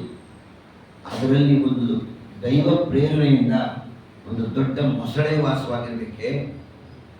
ಈ ಆನೆಯನ್ನು, ಇಂಥ ಬೃಹದಾಕಾರದ ಆನೆಯನ್ನು ಆ ಮೊಸಳೆ ತನ್ನ ಬಾಯಿಯಿಂದ ಕಚ್ಚಿ ಹಿಡಿಯಬೇಕಾದ್ರೆ ಅದನ್ನೆಷ್ಟು ದೊಡ್ಡದಾಗಿರಬೇಡ, ಬಾಯಿ ಅಗಲ, ಹಲ್ಲುಗಳು ಗರಗಸದಂತೆ ಉದ್ದಕ್ಕೆ ಇದೆ, ತುಂಬ ಹಲ್ಲುಗಳು, ಕಾಲನ್ನ ಹಿಡಿದೇ ಬಿಡ್ತು ಮೊಸಳೆ. ಮೊಸಳೆಯು ಗಜರಾಜನ ಕಾಲನ್ನು ಬಿಡಲೇ ಇಲ್ಲ. ಮೊದಲು ಎತ್ಕೊಂಬಕ್ಕೆ ಹೋದ, ಒಳಗೆ ಎಳಿತಾ ಇದೆ, ಹೊಡವುತ್ತಾನೆ, ಇನ್ನು ಬಿಗಿತ ಜಾಸ್ತಿ ಆಗ್ತಾ ಇದೆ. ಮೊಸಳೆ ಕಾಲನ್ನೇ ಬಿಡಲಿಲ್ಲ. ಆನೆ ಮತ್ತು ಮೊಸಳೆ ಇವೆರಡು ಹೊಯ್ದಾಡುವುದರಲ್ಲಿ 1000 ವರ್ಷಗಳೇ ಕಳೆದವು. ಇಷ್ಟು ದಿವಸ ಕಷ್ಟಪಟ್ಟಬೇಡ ಮೊಸಳೆಯ ಹಿಂಸೆಯಿಂದ. ಆನೆಗೆ ಬಲ ಕುಗ್ಗುತ್ತಾ ಬಂದಿತು. ತಾನು ಎಳ್ಕೊಂಬಕ್ಕೆ ಹೋಯ್ತು, ಬಹಳವೇ ತುಂಬ ಸಲ ಆಗಲಿಲ್ಲ. ಯಾಕೋ ಸಲಗ ಈಚೆ ಗೊತ್ತಿಲ್ವಲ್ಲ, ಬೇರೆ ಆನೆಗಳಿದ್ವಲ್ಲ. ಈ ಯಜಮಾನನ್ನ ಎಳೆಯಕ್ಕೆ ಹೋದು, ಒಂದಕ್ಕೊಂದು ಕಟ್ಕೊಂಡು, ಅದು ಪ್ರಯೋಜನಕ್ಕೆ ಬರಲ್ಲ. ಮೊದಲು ತನ್ನ ಸ್ವಂತ ಬಲ ಇದ್ದೆ, ಸೆಲ್ಫ್ ಪವರ್, ಪ್ರಯೋಜನಕ್ಕೆ ಬರಲಿಲ್ಲ. ಬಂಧುಗಳು ಉಪಕಾರ ಎಲ್ಲಿ ತನಕ ಅವು ಎಲ್ಲ ಹೊರಟೋದು. ಎಷ್ಟು ದಿವಸ ತನಕ ಅವು ಕೂಡ ಸಹಾಯ ಮಾಡುತ್ತವೆ. ಬಂಧುಗಳು ಆದವರು ಬಂದುಂಡು ಹೋಗುವರು ಅಂತ, ಊಟ ಮಾಡೋ ನಿಮಿಷ ಇರಲ್ಲ, ಹೊರಟಿರ್ತಾರೆ ಬಂಧುಗಳು ಕೂಡ ಸಹಾಯಕ್ಕೆ ಬರಲಿಲ್ಲ. ಮೊಸಳಿಗೆ ಬಲ ಹೆಚ್ಚುತ್ತಾ ಬಂತು. ಕೊನೆಗೆ ಆನೆಗೆ ಹಿಂದಿನ ಜನ್ಮದ ಸ್ಮರಣೆಗಳು ಬಂತು. ಎಂಥ ಇರಬೇಕು ಸಂಸ್ಕಾರ. ತನಗೆ ರಕ್ಷಕರಾರೂ ಇಲ್ಲ, ನಿಶ್ಚಯಿಸಿ ಭಕ್ತರ ವಿಪತ್ ಪರಿಹಾರಕ್ಕೆ ಯಾರಪ್ಪ ಮಾರ್ಗ ಅಂದರೆ ಭಗವಂತನೇ ಮಾರ್ಗ ಅನ್ನೋ ಜ್ಞಾನ ಉದಯವಾಯಿತು. ಗಜೇಂದ್ರ ಗಟ್ಟಿ ಮನಸ್ಸು ಮಾಡಿ ಪೂರ್ವ ಜನ್ಮದಲ್ಲಿ ಗುರುಗಳಿಂದ ಉಪದೇಶ ಹೊಂದಿದ್ದ ಸ್ಮರಣೆಗೆ ಮಂತ್ರವನ್ನು ಜಪಿಸಿದ. ಗಜರಾಜ ಜ್ಞಾಪಿಸಿಕೊಂಡ, ಓಂ ನಮೋ ಭಗವತೆ ತಸ್ಮೈ ಯತ ಏತತ್ ಚಿದಾತ್ಮಕಂ ಪುರುಷ ಆದಿಬೀಜಾಯ ಪರೇಶಾಯ ಚ ಧೀಮಹಿ. ಯಾವನಿಂದ ಈ ಚೇತನ ಸಮುದಾಯ, ಇಷ್ಟ ಜೀವ ಸಮುದಾಯ ಇದೆಯಲ್ಲ, ಅದು ಅಭೀಷ್ಟವನ್ನು ಹೊಂದುವುದೋ ಅಂತಹ ಪೂರ್ಣ ಷಡ್ಗುಣ ಮೂಲ ಕಾರಣ ರಮಾದಿ ನಿಯಾಮಕನಾದಂತಹ ಪರಮಾತ್ಮನನ್ನು ನಾನು ಭಜಿಸುತ್ತೇನೆ ಹೇಳ್ತಾ ಇದ್ದಾನೆ. ಚೇತನ ರೂಪವಾದ ಜಗತ್ತು, ಈ ಜಗತ್ತು ಚೇತನ ರೂಪವಾಗಿದೆ. ಯಾವನೊಳಗೆ ದೇಹಲಯವನ್ನು ಹೊಂದುವುದೋ ಇಷ್ಟು ಜೀವ ಸಮುದಾಯ ಪರಮಾತ್ಮನಲ್ಲಿ ಒಳಗೆ ಸೇರಿಬಿಡುತ್ತಲ್ಲ. ಹೇಗೆ ಏಕೋ ವಿಷ್ಣು ಮಹದ್ಭೂತಂ ಪೃಥಗ್ಭೂತಾನ್ ಅನೇಕಶಃ ತ್ರೀಲೋಕಾನ್ ವ್ಯಾಪ್ಯ ಭೂತಾತ್ಮ ಭುಂಕ್ತೆ ವಿಶ್ವಭುಗವ್ಯ. ಇಡೀ ಜಗತ್ತು ಕೊನೆಯಲ್ಲಿ ಒಡೆದುಳಿದಿರತಕ್ಕಂತಹ ಜೀವರಾಶಿ, ಬೆಟ್ಟ ಗುಡ್ಡ ಅರಣ್ಯ ಲೋಕಗಳು ಎಲ್ಲವನ್ನೂ ಕೂಡ ಕೈನಲ್ಲಿ ಒಂದು ಅನ್ನದ ಅಗಳು ಹಾಕಿಕೊಂಡು ನುಂಗಿದಂತೆ ಪರಮಾತ್ಮ ನುಂಗು ಬಿಡ್ತಾನಲ್ಲ. ಇನ್ನು ಹಾಗೆ ಬೇಡ, ವಿಶ್ವಭುಕ್ಕು ಅವನು ದೇಹಲಯವನ್ನು ಹೊಂದುತ್ತದೆ. ಮುಂದೆ ಯಾವನಿಂದ ಜಗತ್ತು ಹುಟ್ಟುತ್ತದೆಯೋ ಅದು ಆಗುತ್ತೆ. ವಿರುದ್ಧ ಲಯನೂ ಹೊಂದುತ್ತದೆ, ಹುಟ್ಟುತ್ತದೆ, ಎರಡೇ ಅಲ್ಲ, ಮಧ್ಯದಲ್ಲಿ ಯಾರಿಂದ ರಕ್ಷಿತವಾಗುತ್ತದೆ. ಸೃಷ್ಟಿ ಸ್ಥಿತಿ ಲಯ. ಯಾವನಿಂದ ಹುಟ್ಟುತ್ತದೆಯೋ, ಯಾವನಿಂದ ನಾಶವಾಗುತ್ತದೆಯೋ, ಯಾವನಿಂದ ರಕ್ಷಿತವಾಗುತ್ತದೆಯೋ, ಯಾವನೂ ಸ್ವತಂತ್ರನಾಗಿ ಪ್ರವರ್ತಿಸುವಂತೆ ಮಾಡುವನೋ, ಈ ಜಗತ್ತು ಪ್ರವರ್ತಿಸುವಂತೆ, ಈ ಜಗತ್ತು ನಂದೇ, ಈ ಜಗತ್ತು ಹಿತವಾಗಿದೆ ಮಾಡುವನೋ, ಯಾವನು ಮುಕ್ತ ಅಮುಕ್ತ ಪ್ರಪಂಚಕ್ಕಿಂತ ಉತ್ತಮನೋ. ಅದರಲ್ಲಿ ದ್ವಾಮಿನೋ ಪುರುಷೋ ಲೋಕೆ ಕ್ಷರ ಅಕ್ಷರಮೇವ 15ನೇ ಅಧ್ಯಾಯ ಭಗವದ್ಗೀತೆ. ಉತ್ತಮ ಪುರುಷತು ಅನ್ಯ ಪರಮಾತ್ಮೇ ಇತಿ ಉದಾಹೃತಃ. ಲೋಕದಲ್ಲಿ ಉತ್ತಮರು ಯಾರು ಅಂತ ನಾವು ಉದಾಹರಣೆ ಕೊಡೋದಾದ್ರೆ ಪರಮಾತ್ಮನೇ ಉತ್ತಮ, ಅದಕ್ಕೆ ಪುರುಷೋತ್ತಮ ಪರಮಾತ್ಮ. ಅಂತಹ ಶ್ರೀ ನಾರಾಯಣನನ್ನ ನಾನು ಶರಣ ಹೊಂದುತ್ತೇನೆ. ಏನು ಗಜರಾಜನ ಸ್ತೋತ್ರ ಎಷ್ಟು ಸರ್ವೋತ್ತಮತ್ವದಿಂದ ಕೂಡಿದೆ. ಪ್ರಳಯ ಕಾಲದಲ್ಲಿ ತನ್ನ ಉದರದಲ್ಲಿರುವ ಜಗತ್ತನ್ನು ನೋಡಬಲ್ಲನೋ, ತನ್ನ ಜಗತ್ತನ್ನು ತಾನೇ ನೋಡ್ತಾನಲ್ಲ, ಯಾರಿಗಿದೆ ಅಸಾಧ್ಯ. ತನ್ನ ಉದರದಲ್ಲಿ ಇರುವ ಜಗತ್ತು ಬಹಳ ದೊಡ್ಡದಾಗಿದೆ. ಮಾರ್ಕಂಡೇಯರು ಕೊನೆಯಲ್ಲಿ ಬರುತ್ತೆ ಭಾಗವತದಲ್ಲಿ. ಮಹಾಭಾರತದಲ್ಲಿ ಅರಣ್ಯಪುರದಲ್ಲಿ ಬರುತ್ತೆ ಮಾರ್ಕಂಡೇಯರು ಯಾವ ರೀತಿ ಜಗತ್ತನ್ನು ನೋಡ್ತಾರೆ, ಇನ್ಯಾರೂ ನೋಡೋದಿಲ್ಲ. ಪ್ರಳಯವಾದಾಗ ಜಗತ್ತನ್ನು ನೋಡುವ ಮಹಾನುಭಾವರು. ಉದರದಲ್ಲಿರುವ, ತನ್ನ ಉದರದಲ್ಲಿ ಇಟ್ಟುಕೊಂಡಿದ್ದಾನೆ ಇಡೀ ಜಗತ್ತನ್ನ. ಇಡೀ ಜಗತ್ತು ತನ್ನ ಉದರದಲ್ಲಿ ಇರಬೇಕಾದ್ರೆ ಅವನ ಉದರ ಇನ್ನು ಹೇಗಿರಬೇಕು? ಏನು ದೊಡ್ಡದಲ್ಲ, ಚಿಕ್ಕದೇ ಕಾಣಿಸುತ್ತೆ. ಸೃಷ್ಟಿ ಮತ್ತು ಸುಷುಪ್ತಿ ಕಾಲದಲ್ಲಿ ಜೀವನಿಗೆ ಕಾಣಿಸೋದಿಲ್ಲ. ಸೃಷ್ಟಿ ಮತ್ತು ನಿದ್ರೆಯ ಕಾಲದಲ್ಲಿ ಜಗತ್ತಿಗೆ ಕಾಣಿಸೋದಿಲ್ಲ. ತಾನು ಮಾತ್ರ ಈ ಜಗತ್ತೆಲ್ಲ ನೋಡ್ತಾ ಇರ್ತಾನೆ, ಸರ್ವವೀಕ್ಷಕ, ತಾನು ನೋಡ್ತಿರ್ತಾನೆ. ಜೀವನಿಗೆ ಕಾಣಿಸೋದಿಲ್ಲ. ತನಗೆ ತಾನೇ ಕಾರಣನು, ಅನನ್ಯ ಅಧೀನ ಸತ್ಯವುಳ್ಳವನು, ಅಸ್ತಿತ್ವ ಅಂತ. ಶ್ರೀತತ್ವಕ್ಕಿಂತ ಉತ್ತಮನೂ ಆಗಿರುವ ನಾರಾಯಣನು ನನ್ನನ್ನು ರಕ್ಷಿಸಲಿ ಕೇಳಿಕೊಂಡ. ಕಾಲನಾಮಕ ಹರಿಯಿಂದ ಕಾರ್ಯಗಳಾದ ಲೋಕಗಳೇ ಮುಂತಾದವು. ಇಷ್ಟು ಪ್ರಾರ್ಥನೆ, ಇಷ್ಟು ಆಳವಾದ ಚಿಂತನೆ ಗಜರಾಜನ ಪ್ರಾರ್ಥನೆ. ಅದಕ್ಕೆ ಬಂದ್ಬಿಡ್ತಾನೆ ಅಷ್ಟು ಬೇಗ ಅವನು ಭಗವಂತ ವೈಕುಂಠದಿಂದ ಹೊರಟು ಬರಬೇಕಾದ್ರೆ ಅವನ ಪ್ರಾರ್ಥನೆಯ ಮಟ್ಟ ಎಷ್ಟು ದೊಡ್ಡದಾಗಿರಬೇಡ. ಮತ್ತೆ ಪ್ರಕೃತಿಯಲ್ಲಿ ಲಯವಾಗಿ ದುರ್ಗಾದೇವಿಯಿಂದ ಉಂಟಾದ ಅಂಧಕಾರದಲ್ಲಿ ಆ ಅಂಧಕಾರದ ಸಂಪರ್ಕ ಇಲ್ಲದೆ ಶ್ರೀಹರಿಯು ಪ್ರಕಾಶಿಸುತ್ತಿದ್ದಾನೆ. ಸ್ವಪ್ರಕಾಶ. ಯಾವ ಸೂರ್ಯ ಚಂದ್ರರ ಬೆಳಕಿನಲ್ಲಿ ಅವನನ್ನು ನೋಡಬೇಕಾಗಿಲ್ಲ. ಸೂರ್ಯನಿಗೆ ಅಂಶುಮಾನ್ ಎಂಬ ಹೆಸರಿನಿಂದ ಬೆಳಕನ್ನು ಕೊಡ್ತಾನೆ, ಚಂದ್ರನಿಗೆ ಶಶಾಂಕ ಎಂಬ ಹೆಸರನ್ನು ಕೊಡ್ತಾನೆ. ಸೂರ್ಯ ಚಂದ್ರನಿಗೆ ಬೆಳಕನ್ನು ಕೊಡ್ತಕ್ಕಂಥವನೇ ಇವನು. ಇವನಿಗೆ ಇನ್ಯಾವ ಬೆಳಕು ಕೊಡಬೇಕು? ಸೂರ್ಯಚಂದ್ರರು. ಶಶಾಂಕೋ ನಪಾವಕ ಆದ ಕಾರಣ ಋಷಿಗಳು ಪೂರ್ಣವಾಗಿ ತಿಳಿಯಲಾರರು. ಇಂತಹ ದುರ್ಜ್ಞೇಯ ತಿಳಿಯಲಾಗದೇ ಇರುವ ಶ್ರೀಹರಿಯನ್ನ ನಾನು ಸ್ಮರಿಸುತ್ತೇನೆ, ನನ್ನನ್ನು ರಕ್ಷಿಸಲಿ. ಮನನಶೀಲರಾದ ಋಷಿಗಳು ಮಹಾಮಂಗಳಪ್ರದನಾದ ಇವನ ಸ್ವರೂಪವನ್ನು ಕಾಣಬೇಕೆಂದು ಋಷಿಗಳು ಪತ್ನಿ ಪುತ್ರಾದಿಗಳಲ್ಲಿ ಮಮತೆಯನ್ನು ಬಿಟ್ಟು ಧ್ಯಾನಿಸುತ್ತಾರೆ. ಋಷಿಗಳ ಧ್ಯಾನ ಎಷ್ಟು ಸ್ತೋತ್ರ ಮಾಡ್ತಾರೆ ಋಷಿಗಳೆಲ್ಲರೂ ಕೂಡ.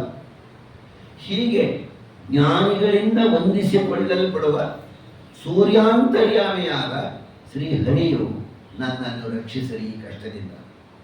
ಶ್ರೀಹರಿಗೆ ಪ್ರಾಕೃತ ದೇಹ ಯೋಗವಿಲ್ಲ, ಕ್ಲೇಶಪ್ರದ ಕರ್ಮವಿಲ್ಲ, ಸ್ವರೂಪವನ್ನು ಪೂರ್ಣವಾಗಿ ತಿಳಿಸುವ ನಾಮಗಳಿಲ್ಲ, ಅಜ್ಞಾನ ಮತ್ತು ದುಃಖಗಳಿಲ್ಲ.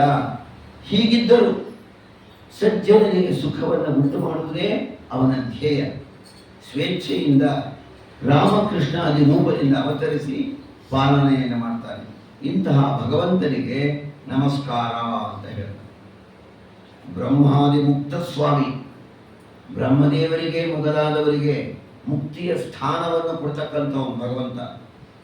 ದೇಶಕಾಲ ಅಪರಿಚ್ಛಿನ್ನ ಶಕ್ತ ಪರಬ್ರಹ್ಮನಿಗೆ ನಮಸ್ಕಾರ. ಅಂತಹ ಶ್ರೀಹರಿ ನನ್ನನ್ನು ರಕ್ಷಿಸಲಿ. ನಿವೃತ್ತಿ ಧರ್ಮಕ್ಕೆ ಫಲವಾದ ಜ್ಞಾನಕ್ಕೆ ಗೋಚರ, ಜ್ಞಾನಕ್ಕೆ ಗೋಚರ, ಜ್ಞಾನಗಮ್ಯ, ಜ್ಞಾನದಿಂದಲೇ ತಿಳಿಯಲ್ಪಡತಕ್ಕವನು. ಮೋಕ್ಷ ಸ್ವಾಮಿ, ಪ್ರಾಕೃತ ಶರೀರದಿಂದ ಭೋಗ್ಯವಲ್ಲದ ಸುಖಜ್ಞಾನ ರೂಪಿಯೂ ಆದ ಶ್ರೀಹರಿಗೆ ನಮಸ್ಕಾರ. ಅವ್ಯಕ್ತಾದಿ ತತ್ವಜ್ಞ, ಕಾಣದ ವ್ಯಕ್ತ ಅಲ್ಲ, ಅವ್ಯಕ್ತ. ವ್ಯಕ್ತಾವ್ಯಕ್ತ ಸ್ವರೂಪಾಯ ಋಷಿಕ ಪತಯೇ ನಮಃ ಅಂತ ಕರೆಯೋದು. ಇದಂತೆ ಸೋದರು ಸರ್ವವ್ಯಾಪಿ, ಎಲ್ಲ ಕಡೆಯೂ ಇರುವವನು, ಸಾಕ್ಷಿಯಾಗಿದ್ದಾನೆ.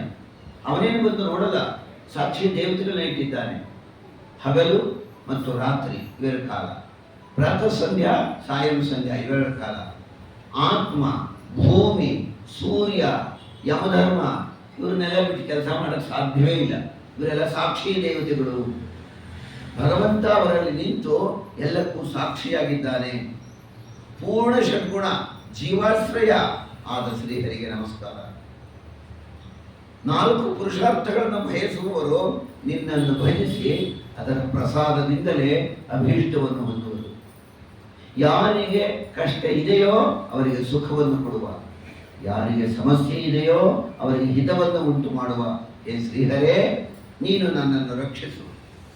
ಏಕಾಂತ ಭಕ್ತರು ಮೋಕ್ಷವನ್ನು ಒಪ್ಪುವುದಿಲ್ಲ, ಮೋಕ್ಷವೂ ಬೇಡ ಅವರಿಗೆ. ಅಂಥವರಿದ್ದಾರೆ.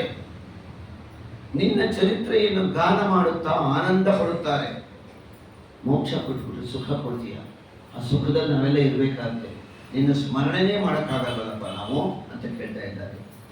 ಚತುರ್ವಿಧ ನಾಶ ರಹಿತ, ಮರಣ, ದೇಹಹಾನಿ, ರೋಗರುಜಿನ, ಅಜ್ಞಾನ ಇವು ಜೀವಹಾನಿಗಳು. ನಾಶರಹಿತ ಅಲ್ಲದೇ ಇರ್ತಕ್ಕಂಥವನಿಗೆ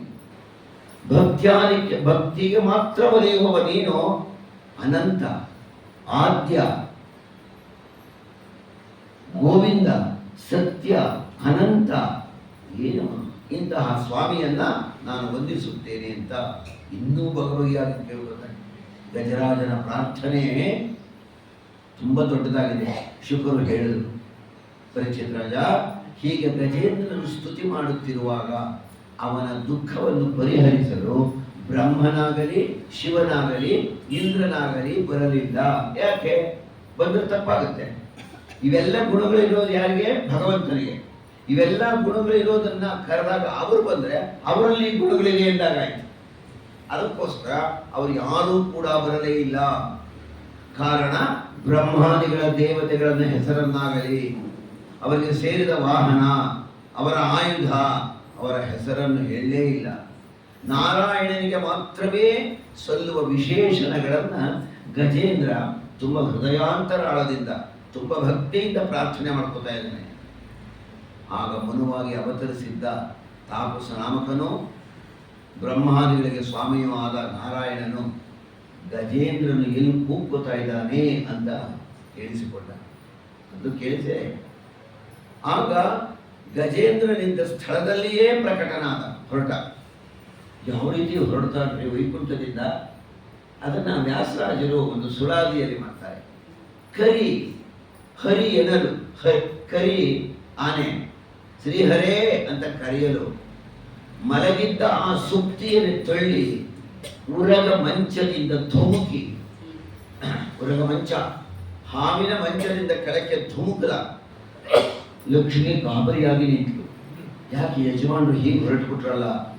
ಬ್ರಹ್ಮದೇವರು ಓಡೋಡಿ ಬಂದು ಕೈ ನೀಡ್ತಾ ಇದ್ದಾರೆ. ಸ್ವಾಮಿ, ಯಾವ ಕಡೆ ಪ್ರಯಾಣ? ನಾನು ಅದೇನು ವ್ಯವಸ್ಥೆ ಮಾಡಿರಲಿ. ಅವನ ಕೈಯನ್ನು ಪಕ್ಕಕ್ಕೆ ತಳ್ಳದಂತೆ. ವಾಯುದೇವರು ಪಾದುಕೆಗಳನ್ನು ಹಿಡ್ಕೊಂಬಂದ್ರೆ ಓಡೋಡಿ ಆ ಪಾದುಕೆಗಳನ್ನು ದಾಟಿ ವೈಕುಂಠದ ಬಾಗಿಲುಗಳನ್ನು ದಾಟಿ ಹೊದ್ದಿರುವ ವಸ್ತ್ರ ಕೆಳಕ್ಕೆ ಬಿದ್ದೋಗಿದೆಯಂತೆ, ಎಳ್ಕೊಂಡು ಬರ್ತಾ ಇದ್ದಾನಂತ. ಅದು ಅಸ್ತವ್ಯಸ್ತವಾಗಿದೆ. ಹಾಕಿರುವ ಹಾರ ಸರಗಳು ಆ ಕಡೆ ಈ ಕಡೆ ಓಡಾಡ್ತಾ ಇದೆಯಂತೆ. ಅವ್ರು ಬರ್ತಾ ಇರ್ಬೇಕಾದ್ರೆ ಎಷ್ಟು ವೇಗವಾಗಿ ಬರ್ತಾ ಇದ್ದಾನೆ. ವೈಕುಂಠದ ಬಾಗಿಲಿಗೆ ಬಂದ. ಗರುಡದೇವರು ಸಿದ್ಧವಾಗಿದ್ದಾರೆ. ಗರುಡದೇವರ ಮೇಲೆ ಕುಳಿತ. ಗರುಡದೇವರ ರೆಕ್ಕೆಗಳು ಒಂದು ಸಲ ಮೇಲಕ್ಕೆ ಹೋಗಿ ಕೆಳಕ್ಕೆ ಬಂದರೆ ಸೋಯಿ ಅಂತ ಗಾಳಿ ಬರಲ್ಲ, ಸಾಮವೇದ ಬರುತ್ತದೆ. ಆ ಸಾಮವೇದವನ್ನು ಕೇಳುತ್ತಾ ಆ ಗರುಡದ ಮೇಲೆ ಕುಳಿತುಕೊಂಡು ಸಿರಿಯ ಸಾರೆನ್ನುತ್ತಾ ಉರಗ ಮಂಚದಿಂದ ಧುಮುಕಿ ಭರದೆ ಹನುಮನಿತ್ತ ಆವಿಗೆಯನ್ನು ದಾಟಿ ಗರುಡರು ಒದಗುತ್ತಿರೆ. ತಿರುಗಿ ನೋಡದೆ ಬಂದ ಶ್ರೀಕೃಷ್ಣ, ನಮೋ ನಮೋ ಶ್ರೀಕೃಷ್ಣ ಅಂತ ರಮೇಶ್ವರ ಸ್ವಾಮಿ ಬಂದ ರೀತಿ. ತನ್ನ ಪತ್ನಿಯನ್ನು ಕರೆದುಕೊಳ್ಳದೆ ಇಂದಿಷ್ಟು ವೇಗವಾಗಿ ಬಂದಿರಬೇಡ. ಶುಕ್ರು ಹೇಳಿದರು. ಆಗ ಬ್ರಹ್ಮಾದಿ ದೇವತೆಗಳು ಗಂಧರ್ವಾದಿಗಳು ಗಜೇಂದ್ರನನ್ನು ಶ್ರೀಹರಿಯು ಕಾಪಾಡುವುದನ್ನು ನೋಡಿದರು, ಸ್ತುತಿಸಿದರು, ಹೂವಿನ ಮಳೆ ಕರೆದರು, ದೇವ ದುಂದುಬೆಗಳು ಮೊಳಗಿದವು. ಬಂದ ಭಗವಂತ ಬಂದು ನೋಡಿದ್ರೆ ಸಾಕ್ರಿ. ಅವರೊಂದ್ಸಲ ನೋಡಿಬಿಟ್ಟು ನಾವು ಕಷ್ಟವೆಲ್ಲ ಹೊರಡೋದು. ಯಾವಾಗ ಬಂದಿಲ್ಲಿ ನೋಡಿದ್ನೋ ಏನೋ ಆನಂದವಾಯಿತು. ಗಜರಾಜ ಇನ್ನೂ ಬಿಡಿಸಿಲ್ಲ, ನೋಡಿದ ಕೂಡಲೇ ಆನೆ ಮೊಸಳೆಯ ಬಾಯಿಗೆ ಸಿಕ್ಕಿದೆ. ಅದನ್ನು ಯಾವ ರೀತಿ? ಒಂದು ಮಂಗಳಾರತಿ ಬತ್ತಿ ಎಷ್ಟು ತೂಕ ಇರುತ್ತೆ. ಇಡೀ ಆನೆಯನ್ನ ಒಂದು ಬತ್ತಿ ಎತ್ತ ಕಡೆ ಇಟ್ಟಾಗಿಟ್ಟ, ಒಂದು ಬತ್ತಿಯಂತೆ ಚಕ್ರ ತೆಗೆದುಕೊಂಡ ಮೊಸಳೆಗೆ ಬಿಟ್ಟ. ಮೊಸಳೆ ಸಂಹಾರ ಆಯಿತು. ಇವರಿಗೆ ಸ್ಪರ್ಶ ಆಯ್ತಲ್ಲ, ಇವರಿಗೆ ಬಂದ ಮೋಕ್ಷ ಎಂದುವುದು ಸಾರೂಪ್ಯ ಮೋಕ್ಷ. ಇವರಿಗೆ ಬಂದದ್ದು ಗಜರಾಜನಿಗೆ. ಪರೀಕ್ಷಿತ ಕೇಳ್ತಾನೆ, ಸ್ವಾಮಿ ಇವನು ಯಾರು? ಈ ಮೊಸಳೆ ಯಾಕಾಯ್ತು? ದೇವರ ಋಷಿಗಳ ಶಾಪದಿಂದ ಹೂ ಎನ್ನುವ ಗಂಧರ್ವ ಮೊಸಳೆಯಾಗಿ ಬಂದಿದ್ದ. ಈ ಗಜರಾಜ ಹಿಂದೆ ಪಾಂಡ್ಯ ದೇಶದ ಅರಸು. ಅವನೇನು ಮಾಡ್ತಾ ಇದ್ದಾನೆ? ಇಂದ್ರದ್ಯುಮ್ನ ರಾಜ, ಇಂದ್ರದ್ಯುಮ್ನ ಪಾಂಡ್ಯ ದೇಶದ ಅರಸು. ಅಗಸ್ತ್ಯರು ಬಂದರು ಅಂತ ಹೇಳಿದ್ರೆ ಅವರನ್ನು ಎದ್ದು ಗೌರವಿಸಲಿಲ್ಲ, ಮದೋನ್ಮತ್ತನಾಗಿ ಕುಳಿತಿದ್ದ, ಮದದಿಂದ ಕೂತಿದ್ದ. ಆಗ ಹೇಳಿದರು, ಎಷ್ಟೋ ಮದ ನಿನಗೆ, ಆನೆಯಂತಾಗು, ಆನೆಯಂತೆಲ್ಲ ಆನೆಯಾಗು ಅಂತ ಕೊಟ್ಟು ಶಾಪ. ತಪ್ಪಾಯ್ತು, ಕ್ಷಮಾ ಮಾಡಿ ಕೇಳಿಕೊಂಡ ರಾಜ. ಆನೆಯಾದರೂ ಕೂಡ ನಿನಗೆ ಜಾತಿ ಸ್ಮರಣೆ, ಹಿಂದಿನ ಜನ್ಮದ ಸ್ಮರಣೆಗಳು, ಭಗವಂತನಲ್ಲಿ ಭಕ್ತಿ ತುಂಬ ಇರಲಿ ಅಂತ ಕೇಳಿಕೊಂಡ. ಅಗಸ್ತ್ಯರು ತಥಾಸ್ತು ಅನ್ನೋರು. ಆಗ ಇವನು ಆನೆಯಾದ, ಅವನು ಮೊಸಳೆಯಾದರು. ಇದೇ ಇಬ್ಬರಿಗೂ ಭೇಟಿಯಾಗಿ ಮನೆಯಲ್ಲಿ ಭಗವಂತ ಬಂದು ಅವನನ್ನು, ಆ ಮೊಸಳೆಯನ್ನು ಸಂಹರಿಸಿ ಆನೆಯನ್ನು ರಕ್ಷಿಸಿದ. ಪವಿತ್ರವಾದ ಗಜೇಂದ್ರ ಮೋಕ್ಷದ ಕಥೆ. ಪಾಪವನ್ನು ಕಳೆಯೋದು, ಇದನ್ನು ಹೇಳಿಕೊಂಡವರು. ಈ ತ್ರಿಕೂಟ ಪರ್ವದ ವರ್ಣನೆ ಹರಿಯು ಬಂದದ್ದು, ಗಜರಾಜನನ್ನು ರಕ್ಷಿಸುವುದು, ಇವೆಲ್ಲವೂ ಕೂಡ ಮಂಗಳಕರವಾದದ್ದು. ಬೆಳಗಿನ ಹೊತ್ತಿನಲ್ಲಿ ಪಠಿಸಿದರೆ ದುಸ್ವಪ್ನ ನಾಶ ಅಂತ ಹೇಳಿ ಫಲಶ್ರುತಿಯಲ್ಲಿ ಹೇಳಿ ಜೋರಾಗಿ ಒಂಥರ ಶಂಖವನ್ನು ಊದಿ ಭಗವಂತ ತನ್ನ ಜಾಗಕ್ಕೆ ಹೋಗಿ ಸೇರಿಬಿಟ್ಟ ವೈಕುಂಠ. ಯಾಕಂದ್ರೆ ತುಂಬಾ ಇವೆ ಸ್ಕ್ರಿಪ್ಟು ತುಂಬಾ ಜಾಸ್ತಿ ಇದೆ. ಯಾವ್ದು ಹೇಳ್ಕೊಬೇಕು ಇಲ್ಲಿ? ಗಜೇಂದ್ರ ಮೋಕ್ಷ ಯಾವ್ದು ಹೇಳ್ಕೊಳ್ಬೇಕು? ಬೆಳಗಿಂದವ ಭಗವದ್ಗೀತೆ ಭಾಗವತದ್ದೇ ಹೇಳ್ಕೊಳ್ಳಿ. ಭಾಗವತ ಸುಮಾರು ಅಷ್ಟೇ, ಯಾವುದು ವಿಸ್ತಾರವಾಗಿದೆ ಅಂತಲ್ಲ. ಭಾಗವತ ಮೂಲವತ್ತು ಶ್ರೀ ಭಾಗವತ ನಿರ್ಣಯ, ಭಾಗವತ ಹೇಳ್ಕೊಳ್ಳಿ. ಶ್ಲೋಕಗಳು ಸುಲಭವಾಗಿದೆ, ಕಥಾಭಾಗ ಇದೆ. ಅದಕ್ಕಿಂತಲೂ ವಾದಿರಾಜರು ಒಂದು ಗಜೇಂದ್ರ ಮೋಕ್ಷವನ್ನು ಮಾಡಿದ್ದಾರೆ. ಅದು ಸರಳವಾಗಿದೆ, ಸುಲಭವಾಗಿದೆ, ಅದು ಹೇಳ್ಕೋಬಹುದು, ಏನು ತಪ್ಪೇನಿಲ್ಲ. ಒಟ್ಟಿನಲ್ಲಿ ಸ್ಮರಣೆ ಮಾಡಿ ಅಷ್ಟೇ. 5ನೇ ಮನ್ವಂತರ, ಅಲ್ಲಿ 4ನೇ ಮನ್ವಂತರದ ಕಥೆ ಇಷ್ಟ ಆಯ್ತಲ್ಲ. 5ನೇ ಮನ್ವಂತರ, ರೈವತ ಮನ್ವಂತರ ಇವೆಲ್ಲವನ್ನು ಕೇಳಿ 6ನೇ ಮನ್ವಂತರ ಚಾಕ್ಷುಷ ಮನ್ವಂತರ ಭಗವಂತ ಅಜಿತನಾಮಕನಾಗಿ ಅವತರಿಸಿದ. ಅವನೇ ಕೂರ್ಮ ರೂಪವನ್ನು ತಾಳಿ ಮಂದರ ಪರ್ವತವನ್ನು ಧರಿಸಿದ. ಕೂರ್ಮ ರೂಪ ಕೇಳಿದ ಪರೀಕ್ಷಿತ ರಾಜ, ಮುನಿಗಳೇ, ಸಮುದ್ರ ಮಥನ ಕಥೆಯನ್ನ ನನಗೆ ವಿಸ್ತಾರವಾಗಿ ಕೇಳ್ಕೊಂಡ. ಶುಕ್ರರು ಹೇಳಿದರು, ರಾಜೇಂದ್ರ, ಯುದ್ಧದಲ್ಲಿ ದೈತ್ಯರಿಂದ ಪೀಡಿತರಾದ ದೇವತೆಗಳು ನೆಲಕ್ಕೆ ಉರುಳಿದರು. ದೂರ್ವಾಸರಿಂದ ದತ್ತವಾದ ಶ್ರೀಹರಿಗೆ ಧರಿಸಿದ ಪುಷ್ಪಮಾಲಿಕೆ ಬಂತು. ಇಂದ್ರ ಅದನ್ನು ತಿರಸ್ಕರಿಸಿದ್ದೇ ಕಾರಣವಾಯಿತು. ಐರಾವತ ಅದನ್ನು ನೆಲಕ್ಕೆ ಹಾಕಿ ಬಸೆದು ಹಾಕಿತು. ಕೋಪದಿಂದ ಲೋಕಪಾಲಕರನ್ನೇ ರಾಜೈಶ್ವರ್ಯ ಭ್ರಷ್ಟರಾಗು ಶಪಿಸಿದರು. ಇದನ್ನೇ ಕಾದಿದ್ರು ದೈತ್ಯರು. ಬ್ರಹ್ಮ ಹೇಳಿದ್ದ, ದೇವತೆಗಳಿರ, ನಾನು ಮತ್ತು ರುದ್ರ, ನೀವು ಮನುಷ್ಯಾದಿಗಳೆಲ್ಲರೂ ಶ್ರೀಹರಿಯ ಭಿನ್ನಾಂಶರು. ಅಂದರೆ ಶ್ರೀಹರಿಯ ಶಕ್ತಿಯಲ್ಲಿನ ಒಂದು ಭಾಗದಿಂದ ಹುಟ್ಟಿದವರು. ಈಗ ನಾವೆಲ್ಲರೂ ಶ್ರೀಹರಿಯನ್ನೇ ಶರಣು ಹೊಂದೋಣ. ಬನ್ನಿ. ದೈತ್ಯರಲ್ಲಿ ದೋಷ ಹೆಚ್ಚಾಗಿದೆ, ಬೇಗ ಹತರಾಗುತ್ತಾರೆ, ಭಗವಂತ ನಾಶ ಮಾಡುತ್ತಾನೆ. ಇದು ಭದ್ರವಾದ ಕಾಲ. ಶ್ರೀಹರಿಯು ಜಗತ್ತನ್ನ ಭದ್ರವಾಗಿ ಇಟ್ಟಿದ್ದಾನೆ. ಆದ್ದರಿಂದ ಅವನಲ್ಲಿ ಮೊರೆ ಹೊಕ್ಕು ಪ್ರಾರ್ಥಿಸೋಣ. ಎಲ್ಲರೂ ಕೂಡ ಬಂದರು ಕ್ಷೀರ ಸಮುದ್ರದ ಬಳಿಗೆ. ಶ್ರೀಹರಿಯನ್ನ ದೇವತೆಗಳೆಲ್ಲರೂ ಕೂಡ ಬ್ರಹ್ಮದೇವರನ್ನ ಮುಂದೆ ಮಾಡಿಕೊಂಡು ಸ್ತೋತ್ರ ಮಾಡುತ್ತಾರೆ. ಹೇ ನಿರ್ವಿಕಾರ, ಅಬಾಧಿತ ಸ್ವರೂಪ ಶ್ರೀಹರೇ, ಅಪರಿಚ್ಛನ್ನ, ಯಾವ ವಸ್ತುವನ್ನು ಅಪೇಕ್ಷೆ ಪಡೆದವನು, ಆದ್ಯನು, ಉಪಜೀವ್ಯನು, ಹೃದಯ ಗುಹೆಯಲ್ಲಿ ವಾಸಿಸುವ ಸ್ವಾಮಿ ನೀನು. ಎಲ್ಲರಿಗೂ ಅಂತರ್ಯಾಮಿಯಾಗಿ ಕಾರ್ಯವನ್ನು ಮಾಡಿಸುತ್ತೀಯೇ. ಅಗೋಚರ, ವರೇಣ್ಯ ಅಂದ್ರೆ ಶ್ರೇಷ್ಠ ಅಂತ. ವರೇಣ್ಯನು ನೀನು. ದೇವೋತ್ತಮನೇ, ನಮಗೆ ಇಂತಹ ಸ್ಥಿತಿ ಬಂದಿದೆ. ಪ್ರಾರ್ಥನೆ ಮಾಡಿಕೊಂಡು ದೇವತೆಗಳು ಬೇಗ ಅವರ ಪ್ರಾರ್ಥನೆಗಳು ಭಗವಂತನ ಗುಣಗಳನ್ನು, ವೇದದಲ್ಲಿರುವ ವಿಚಾರವೆಲ್ಲವನ್ನು ಕೂಡ ತಿಳಿಸಿಕೊಡುತ್ತದೆ. ಹೀಗೆ ಪ್ರಾರ್ಥನೆ ಮಾಡಿಕೊಂಡಾಗ ಭಗವಂತ ಬಂದ ರೀತಿ, ಅವನ ರೂಪ, ಅವನ ಮಹಿಮೆ, ಅವನ ಗುಣ, ಕಥಾ ಎಲ್ಲವನ್ನೂ ಕೂಡ ತಿಳಿದು ಸ್ತೋತ್ರ ಮಾಡ್ತಾ ಇದ್ದಾರೆ. ಯಾರು? ದೇವತೆಗಳು ಭಗವಂತನನ್ನ ಕ್ಷೀರ ಸಮುದ್ರದ ಬಳಿಯಲ್ಲಿ. ಆಗ ಪರಮಾತ್ಮ ಹೇಳ್ತಾ ಬರ್ತಾನೆ, ನಮಸ್ತುಭ್ಯಂ ಅನಂತಾಯ ದುರ್ವಿದ್ಯಾ ಕರ್ಮಣೆ ನಿರ್ಗುಣಾಯ ಗುಣೇಶಾಯ ಸತ್ವಸ್ಥಾಯ ಚ ಸಾಂಪ್ರತಂ. ಬ್ರಹ್ಮದೇವರು ಹೇಳೋ ಮಾತು. ಆಗ ಕೋಟಿ ಸೂರ್ಯ ಪ್ರಕಾಶನಾದ ಹರಿಯು ಪ್ರಕಟನಾದನು, ಕಾಣಿಸಿಕೊಂಡ.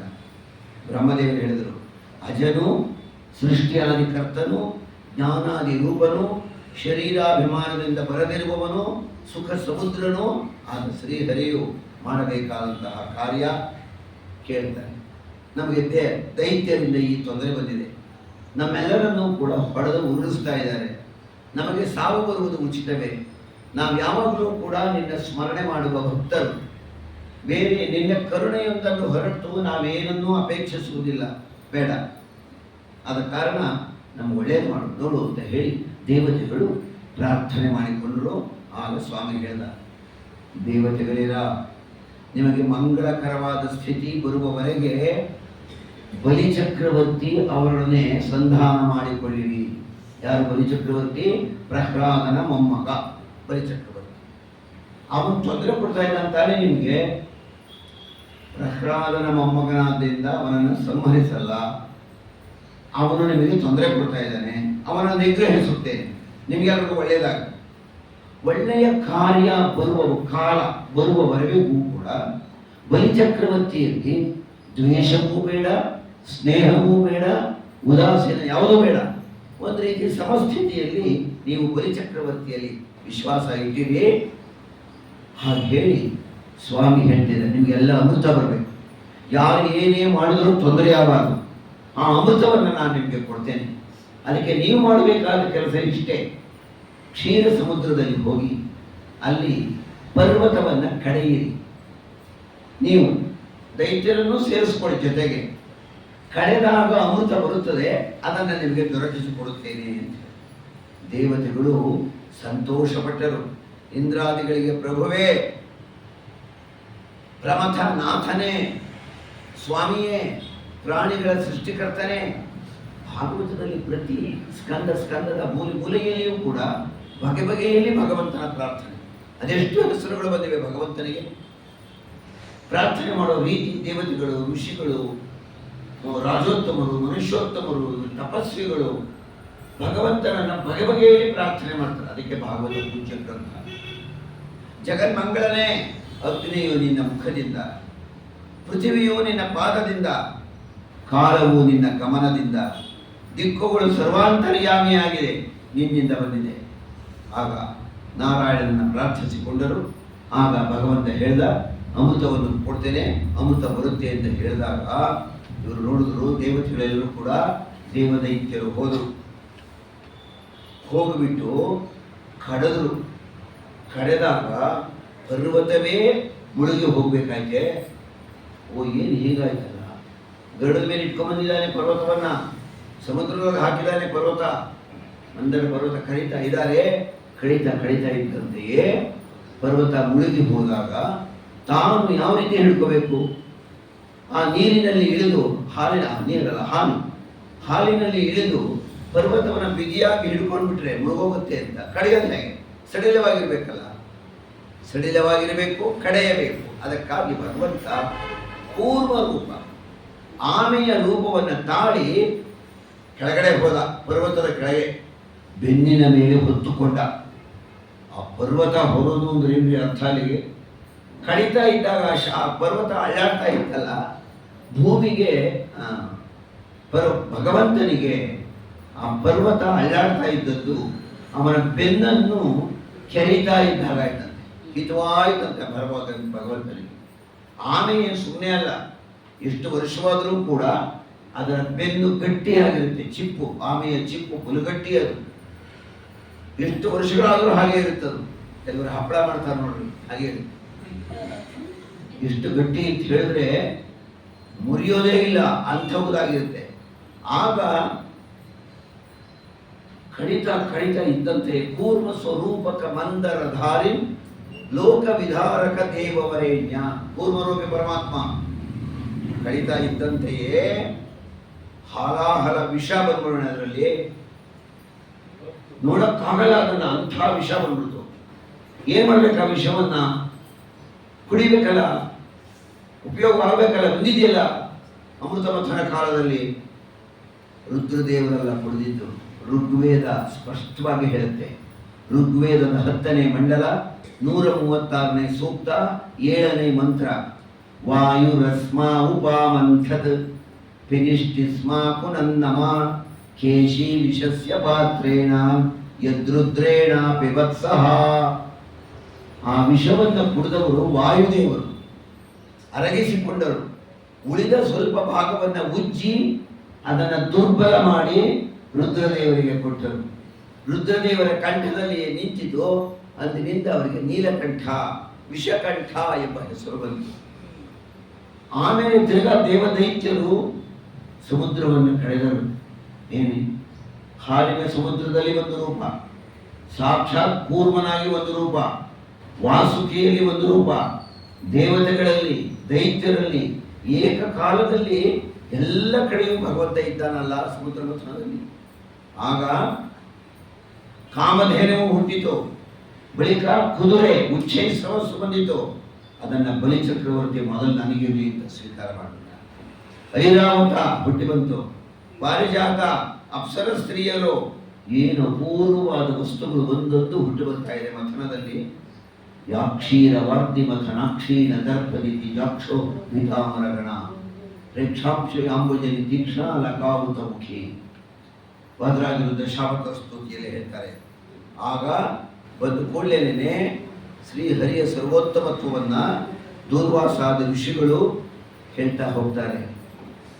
ಶ್ರೀ ವಿಷ್ಣುವಿನ ಅನುಗ್ರಹದಿಂದ ಅಧಿಕಾರದ ಪದವಿಯನ್ನು ಹೊಂದಿರುವ ರುದ್ರ ಇಂದ್ರಾದಿಗಳು ನಿರ್ದೋಷರಲ್ಲ.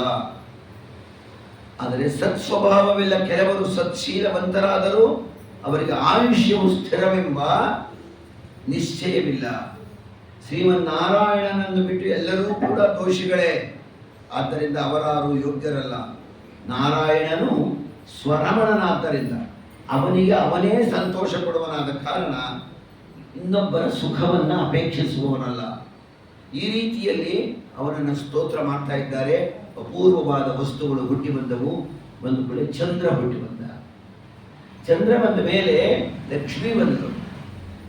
ನೋಡಿದಳು ಭಗವಂತನನ್ನ. ತನ್ನ ಸೌಂದರ್ಯಾದಿ ದುನ್ನತಮಯವಾದ ಲಾವಣ್ಯಾದಿ ಮೆರವ ನಿಜಪತಿಯ ಹೆಣ್ಣು ರೂಪವ ಕಂಡು ಕನ್ಯೆ ಮಹಲಕುಮಿ, ಇವಾಗ ಅನ್ಯರಾಕೆಂದು ಬೆರಗಾದಳು. ಬಹಳ ಚೆಲ್ವಿಕೆಯಲ್ಲಿ ಬಂದಳು ಲಕ್ಷ್ಮಿ ಆವಿರ್ಭಾವ. ರಾಕ್ಷಸರು ಕಡಿಯೋದನ್ನ ಬಿಟ್ಟುಬಿಟ್ಟು ಆ ಮಹಾತಾಯಿನೇ ನೋಡ್ತಾ ನಿಂತುಬಿಟ್ರು. ಭಗವಂತ ನೋಡ್ದ, ರಾಕ್ಷಸರು ನೋಡ್ತಾ ಇದ್ದಾರಲ್ವಾ, ಇದನ್ನು ಉಪಯೋಗಿಸ್ಕೊತೀನಿ ಅಂತ ನೋಡ್ತಾ ಇರ್ತಾನೆ. ಸರ್ವವೀಕ್ಷಕ ಅವನು ಉಪಯೋಗಿಸ್ಕೊತೀನಿ. ಆಮೇಲೆ ಧನ್ವಂತರಿ ನಾಮಕ ಪರಮಾತ್ಮ ಹೆಸರುಳ್ಳ ಭಗವಂತ ಅಮೃತ ಕಲಶವನ್ನು ಹಿಡ್ಕೊಂಡು ಬರ್ತಾ ಇದ್ದಾನೆ. ಬಂತು ಅಮೃತ, ಹುಟ್ಟಿ ಬಂತು ಅಮೃತ ಮಥ, ಸಮುದ್ರ ಮಥನ ಅಮೃತ ಬಂದಿದೆ.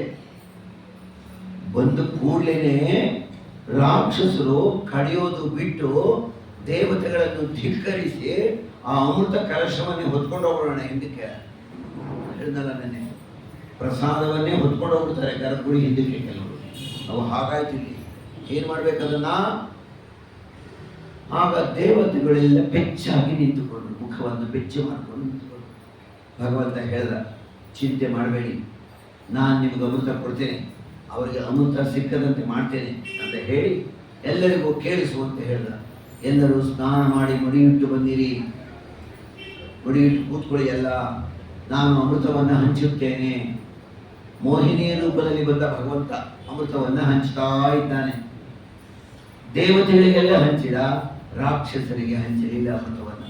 ಅದರಲ್ಲಿ ಒಬ್ಬ ರಾಕ್ಷಸನಿಗೆ ಬಾಯಿ ಬಿತ್ತು, ಅವನೇ ರಾಹುಕೇತು ಆದ ಅಂತ ಮೊದಲೇ ಹೇಳಿದ್ದೆ ನಾನು ಅದನ್ನು.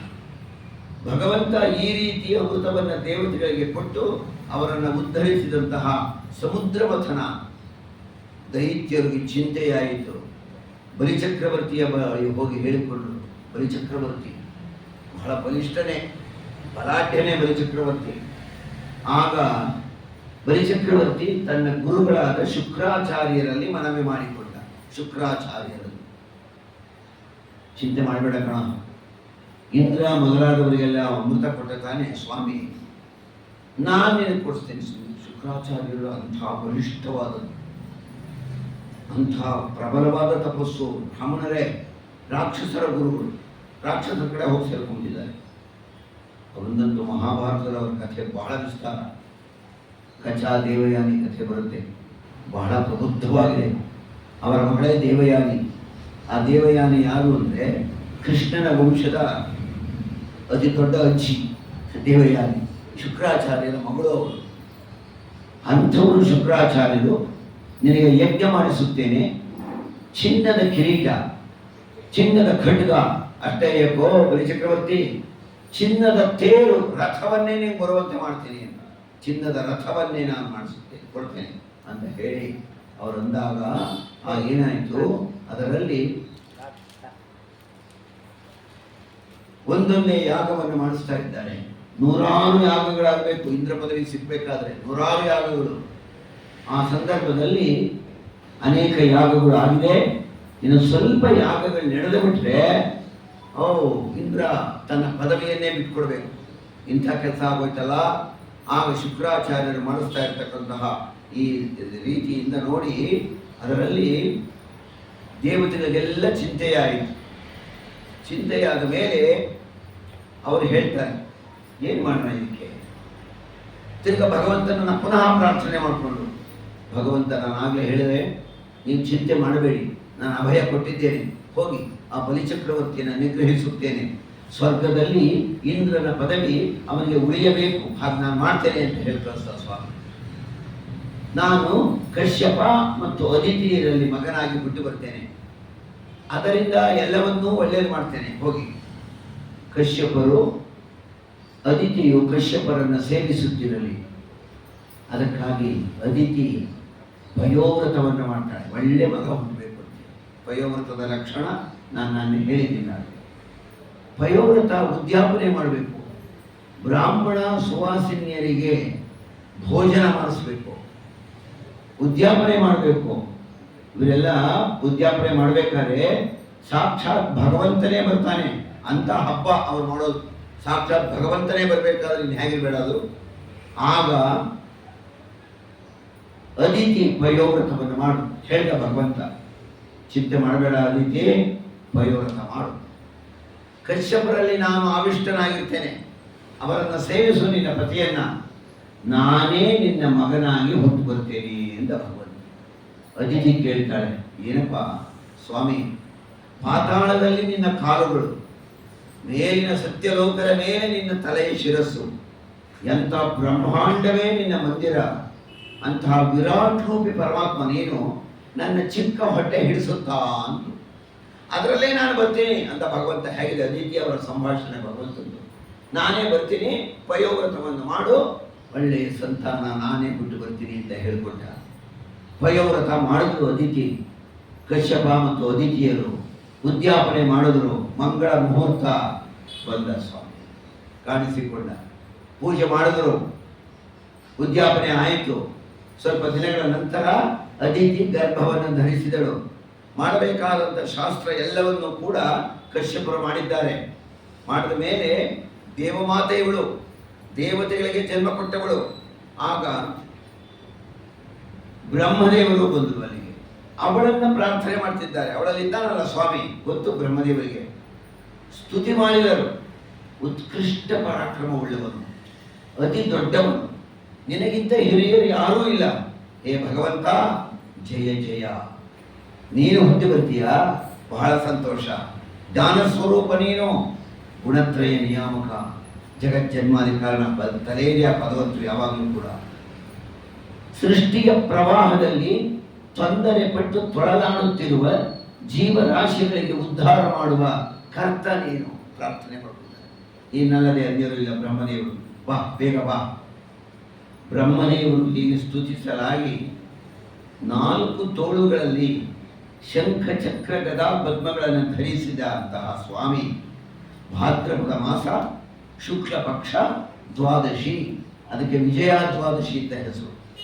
ಸ್ವಾಮಿ ಶ್ರವಣ ನಕ್ಷತ್ರದಲ್ಲಿ ಆವಿರ್ಭವಿಸಿದ. ದೇವದುಂದುಭೆಗಳು ಒಳಗಿದವು. ಭಾದ್ರಪದ ಮಾಸದ ಶುಕ್ಲ ದ್ವಾದಶಿ ವಾಮನ ದೇವರು ಹುಟ್ಟಿರೋದು. ಪ್ರಜೆಗಳೆಲ್ಲರೂ ಸಂತುಷ್ಟರಾದರು. ಅಪ್ಸರೆಯರು ನರ್ತಿಸಿದರು, ಮುನಿಗಳು ಸ್ತುತಿಸಿದರು. ಪುಷ್ಪವೃಷ್ಟಿಯಾಯಿತು. ಅದಿತಿಯು ಸಂತೋಷಪಟ್ಟಳು. ಕಶ್ಯಪರು ಜಯ ಜಯ ಎಂದರು. ಮಗು ಹುಟ್ಟಿದೆ, ನಾಮಕರಣ ಮಾಡಿದರು. ವಾಮನನೆಂದು ಹೆಸರಿಟ್ಟರು. ವಾಮನ ಅತಿ ಚಿಕ್ಕ ವ್ಯಕ್ತಿ, ದೊಡ್ಡ ಬೃಹದ್ ರೂಪ ಅಲ್ಲ, ಸುಂದರವಾದ ರೂಪ ಭಗವಂತನ. ಇಂತಹ ಸುಂದರ ವಾಮನ ರೂಪ. ಅಜಿನ ದಂಡ ಮುಂದಕ್ಕೆ ನಾಮಕರಣ ಮಾಡಲಿ ವಾಮನ ಅಂತ. ಹುಟ್ಟಿದ ತಕ್ಷಣವೇ ನಾಮಕರಣ ಅಂದ್ಕೂಡಲೇ ಉಪನಯನ ಯಾರು ಮಾಡ್ತಾರೆ? ಭಗವಂತನಿಗೆ ಆಗ್ತಾ ಇದೆ, ಅವನ ಅಪ್ರಾಕೃತ. ಉಪನಯನವನ್ನು ಮಾಡಿದ್ರು. ಜಾತಕರ್ಮಾದಿ ನಾಮಕರಣ ಉಪನಯನ ಎಲ್ಲ ಆಯಿತು. ಭಗವಂತನೇ ಇಲ್ಲಿ ಹುಟ್ಟಿ ಬಂದಿದ್ದಾನಲ್ಲ, ಇವನ ಉಪನಯನಕ್ಕೆ ಎಲ್ಲ ದೇವತೆಗಳು ಬರ್ತಾ ಇದ್ದಾರೆ. ಮಕ್ಕಳು ಮೊಮ್ಮಕ್ಕಳು ಎಲ್ಲ ಯಾವಾಗ ಬರಬೇಕು? 60 ವರ್ಷ ಶಾಂತಿಗೆ ಬರಬೇಕು. ಇಲ್ಲಿ ಉಪನಯನಕ್ಕೆ ಬರ್ತೀಯಲ್ಲ, ತಾತನ ಉಪನಯನ, ಸ್ವಾಮಿಗೆ ಉಪನಯನ ಆಗ್ತಾ ಇದೆ. ಸೂರ್ಯನು ಸಾವಿತ್ರಿಯನ್ನು ಕೊಟ್ಟನು, ಸಂಧ್ಯಾ ದೇವತೆ ಅವಳು ಸಾವಿತ್ರಿ. ಗುರುವು ಶನಿವಾರವನ್ನು ಕೊಟ್ಟನು. ಕಶ್ಯಪರು ಮೌಂಚಿ ಅಂದ್ರೆ ದರ್ಭೆಯ ಉಳಿದಾರವನ್ನು ಕಟ್ಟಿದರು. ಭೂದೇವಿಯು ಅಜಿನವನ್ನು ಕೊಟ್ಟಳು, ಕೃಷ್ಣಾಜಿನ. ಬ್ರಹ್ಮಚಾರಿಗೆ ಕೃಷ್ಣಾಜಿನವನ್ನೇ ಉಡಿಸಬೇಕು. ಅಷ್ಟು ದೊಡ್ಡ ಕೃಷ್ಣಾಜಿನ ಎಲ್ಲಿ ತರೋದು, ಹೇಗೆ? ಇಷ್ಟೇ ಇಷ್ಟಾಗ ತಂದಿರೋದು. ಅದನ್ನ ಪಂಚಕ್ಕೆ ಸಿಕ್ಸಿದ್ರೆ ಎಲ್ಲಿ ಬಿದ್ದೋಗುತ್ತೋ, ಆಗ ಜನಿವಾರ ಕಟ್ಟೋದು. ಜನಿವಾರ ಕಟ್ಟಿದ್ರೆ ಬೀಳಲ್ಲ ಅಂದ್ಬಿಟ್ಟಪ್ಪವ, ಅಷ್ಟಾದ್ರೂ ಆಗಲಿ ಶುದ್ಧಿ ಆಗಲಿ ಅಂತ. ಭೂದೇವಿಯು ಕೃಷ್ಣಾಜಿನವನ್ನು ಕೊಟ್ಟಳು. ಚಂದ್ರ ದಂಡವನ್ನು ಕೊಟ್ಟ. ಅದಿತಿಯು ಕೌಪೀನ ಸಹಿತ ಆಚ್ಛಾದನ ವಸ್ತ್ರವನ್ನು ಕೊಟ್ಟಳು, ಹೊದ್ದಿಸಿದಳು. ಸ್ವರ್ಗಾಭಿಮಾನಿ ಛತ್ರವನ್ನು ಕೊಟ್ಟ. ಬ್ರಹ್ಮದೇವರು ಕಮಂಡಲವನ್ನು ಕೊಟ್ಟರು. ಸಪ್ತರ್ಷಿಗಳು ದರ್ಭೆಯ ಪವಿತ್ರವನ್ನು ಕೊಟ್ಟರು. ಸರಸ್ವತಿ ಜಪಸರವನ್ನು ಕೊಟ್ಟಳು. ಒಬ್ಬೊಬ್ಬ ದೇವತೆಗಳು ಕೊಡ್ತಾ ಇದ್ದಾರೆ. ಕುಬೇರ ಭಿಕ್ಷಾ ಪಾತ್ರೆಯನ್ನು ಕೊಟ್ಟ, ಭಿಕ್ಷೆ ಬೇಡಪ್ಪ ಇದು ಪಾತ್ರೆಯನ್ನು. ಹೀಗೆ ಕೊಟ್ಟಾಗ ವಾಮನ ದೇವರು ಉಪನಯನ ಮಾಡಿಕೊಂಡರು. ಅಜಿನ ದಂಡ ಕಮಂಡಲು ಮೇಖಲ ರುಚಿರ ಪಾವನ ವಾಮನ ಮೂರ್ತೆಯೇ ಮಿತ ಜಗತ್ರಿತಾರಯೇ ನಿಗಮ ವಾಕ್ಪಟವೇ ವಟವೇ ನಮಃ. ಒಡುರೂಪಿ ವಾಮನ ಸ್ವಾಮಿ ಕಾಣಿಸ್ಕೊಳ್ತಾ ಇದ್ದಾನೆ. ಅಗ್ನಿ ಕಾರ್ಯವನ್ನ ಮುಗಿಸಿದನು. ಮೊಟ್ಟ ಮೊದಲು ಮಾಡೋ ಸಂಧ್ಯಾ ವಂದನೆಗಿಂತಲೂ ಮೊದಲು ಅಗ್ನಿ ಕಾರ್ಯ, ಆಮೇಲೆ ಮಧ್ಯಾಹ್ನ ಸಂಧ್ಯಾ ವಂದನೆ, ಆಮೇಲೆ ಸಾಯಂಕಾಲ ಸಂಧ್ಯಾ ವಂದನೆ. ಉಪನಯನವಾದ ಕೂಡಲೇ ಹುಟ್ಟುತ್ತೆ ಇದು ಅಗ್ನಿ ಕಾರ್ಯ ಮತ್ತು ಸಂಧ್ಯಾ ವಂದನೆ ಮಾಡ್ದ ಭಗವಂತ. ಎಲ್ಲ ತಿಳ್ಕೊಂಡ ಏನು ಲಕ್ಷಣವಾಗಿದ್ದಾನೆ ಭಗವಂತ ನೋಡಕ್ಕೆ. ಗಾಯತ್ರಿ ಮಂತ್ರ ಇವನು ಹೇಳ್ಕೋಬೇಕೆ, ಇವನೇ ಗಾಯತ್ರಿ ಪ್ರತಿಪಾದ್ಯ. ಹೆಸರು ಗಾಯತ್ರಿ ಎಂಬ ಹೆಸರು ಇವನಿಗೆ ಬಂದಿರೋದು, ಇವನೇ ಯಾವ ಜಪ ಮಾಡ್ಕೋಬೇಕು ತಿಳ್ಕೊಂಡ. ಬಲಿಚಕ್ರವರ್ತಿ ಯಜ್ಞ ಮಾಡ್ತಾ ಇದ್ದಾನೆ, ಯಾಗ ಮಾಡ್ತಾ ಇದ್ದಾನೆ. ನರ್ಮದಾ ನದಿಯ ತೀರದ ಭೃಗುವತ್ಸ ಎನ್ನುವ ಜಾಗದಲ್ಲಿ ಇವನು ಯಾಗ ಮಾಡ್ತಾ ಇದ್ದಾನೆ. ಅಲ್ಲಿ ಹೋಗ್ಬೇಕಲ್ಲ ಅಂತ ಹೇಳಿ ನಡೆದೇ ಹೊರಟ್ಬಿಟ್ಟ. ಒಟ್ಟು ವಾಮನ ಹೋದ, ಬಾಗಿಲಲ್ಲಿ ನಿಂತ. ಯಾಗಶಾಲೆ ವಾಮನ ಪುರಾಣ ಹೇಳುತ್ತೆ, ಸೂರ್ಯ ಕೋಟಿ ಪ್ರತೀಕಾಶಂ ಚಂದ್ರ ಕೋಟಿ ಸುಶೀತಲಂ. ಕೋಟಿ ಸೂರ್ಯರು ಬಂದಾಗ ಆಯ್ತಂತೆ ಬೆಳಕು. ಕೋಟಿ ಸೂರ್ಯ, ಒಬ್ಬನ ಸೂರ್ಯಂದೇ ಸಾಧ ಹೇಗೆ ಬರ್ತಾ ಇದೆ ಬಿಸಿಲು. ಒಬ್ಬನ ಸೂರ್ಯಂದೇ ಇವತ್ತು ತಡೆಯಕ್ಕಾಗಲ್ಲ, ಇನ್ನು ಕೋಟಿ ಸೂರ್ಯರು ಬಂದ ಗತಿ ಏನು ಪುರಾಣ ಹೇಳುತ್ತೆ. ಚಂದ್ರ ಕೋಟಿ ಸುಶೀತಲಂ, ಕೋಟಿ ಚಂದ್ರರು ಬಂದಷ್ಟೇ ಹಿತವಾಯ್ತಂತೆ, ಬೆಳದಿಂಗಳಾಯ್ತಂತೆ. ಬಂದ ಭಗವಂತ ನೇರವಾಗಿ ನಡ್ಕೊಂಡು ಬಂದ, ಯಜ್ಞಕುಂಡದ ಹತ್ತಿರಕ್ಕೆ ಬಂದುಬಿಟ್ಟ. ಆಗ ಬಲಿಚಕ್ರವರ್ತಿ ನೋಡ್ದ, ಎಲ್ಲರೂ ಸಭಿಕರು ನೋಡಿದ್ರು, ಬೆಳಕಾಗಿ ಬಿಡಿತು ಎಲ್ಲ ಕಡೆಯೂ ಕೂಡ. ಏನು ತೇಜಸ್ವಿಯಾಗಿದೆ ಈ ಬ್ರಹ್ಮಚಾರಿ ಹೊರಟು. ಬಲಿಚಕ್ರವರ್ತಿ ಕೇಳ್ದ, ಎದ್ದು ನಿಂತ. ಸ್ವಾಗತಂ ತೇ ನಮಸ್ತುಭ್ಯಂ, ನಿಮಗೆ ಸ್ವಾಗತ. ಏನು ಬ್ರಹ್ಮ ತೇಜಸ್ಸಿನಿಂದ ಕುಡಿದ್ದೀರಿ ನೀವು? ನೀವು ಓಡಾಡುವ ಜಾಗ ಯಾವುದು? ಯಾವ ಕಡೆಯಿಂದ ಬಂದಿರಿ?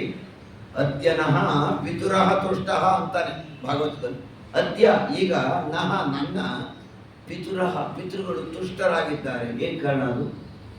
ಒಬ್ಬ ಜ್ಞಾನಿ, ಒಬ್ಬ ಕರ್ಮಾಚರಣೆ ಮಾಡುವ, ಒಬ್ಬ ಶ್ರೋತ್ರಿಯ ಬ್ರಾಹ್ಮಣ ಒಬ್ಬ ಗೃಹಸ್ಥನ ಮನೆಗೆ ಬಂದರೆ ಅವನ ತಾತಂದ್ರು ಮುತ್ತಾತಂದ್ರೆಲ್ಲ ಕುಣಿದಾಡ್ತಾ ಇರ್ತಾರಂತಲ್ಲ, ಯಾವ ಲೋಕದಲ್ಲಿದ್ರು ಅಲ್ಲೇ.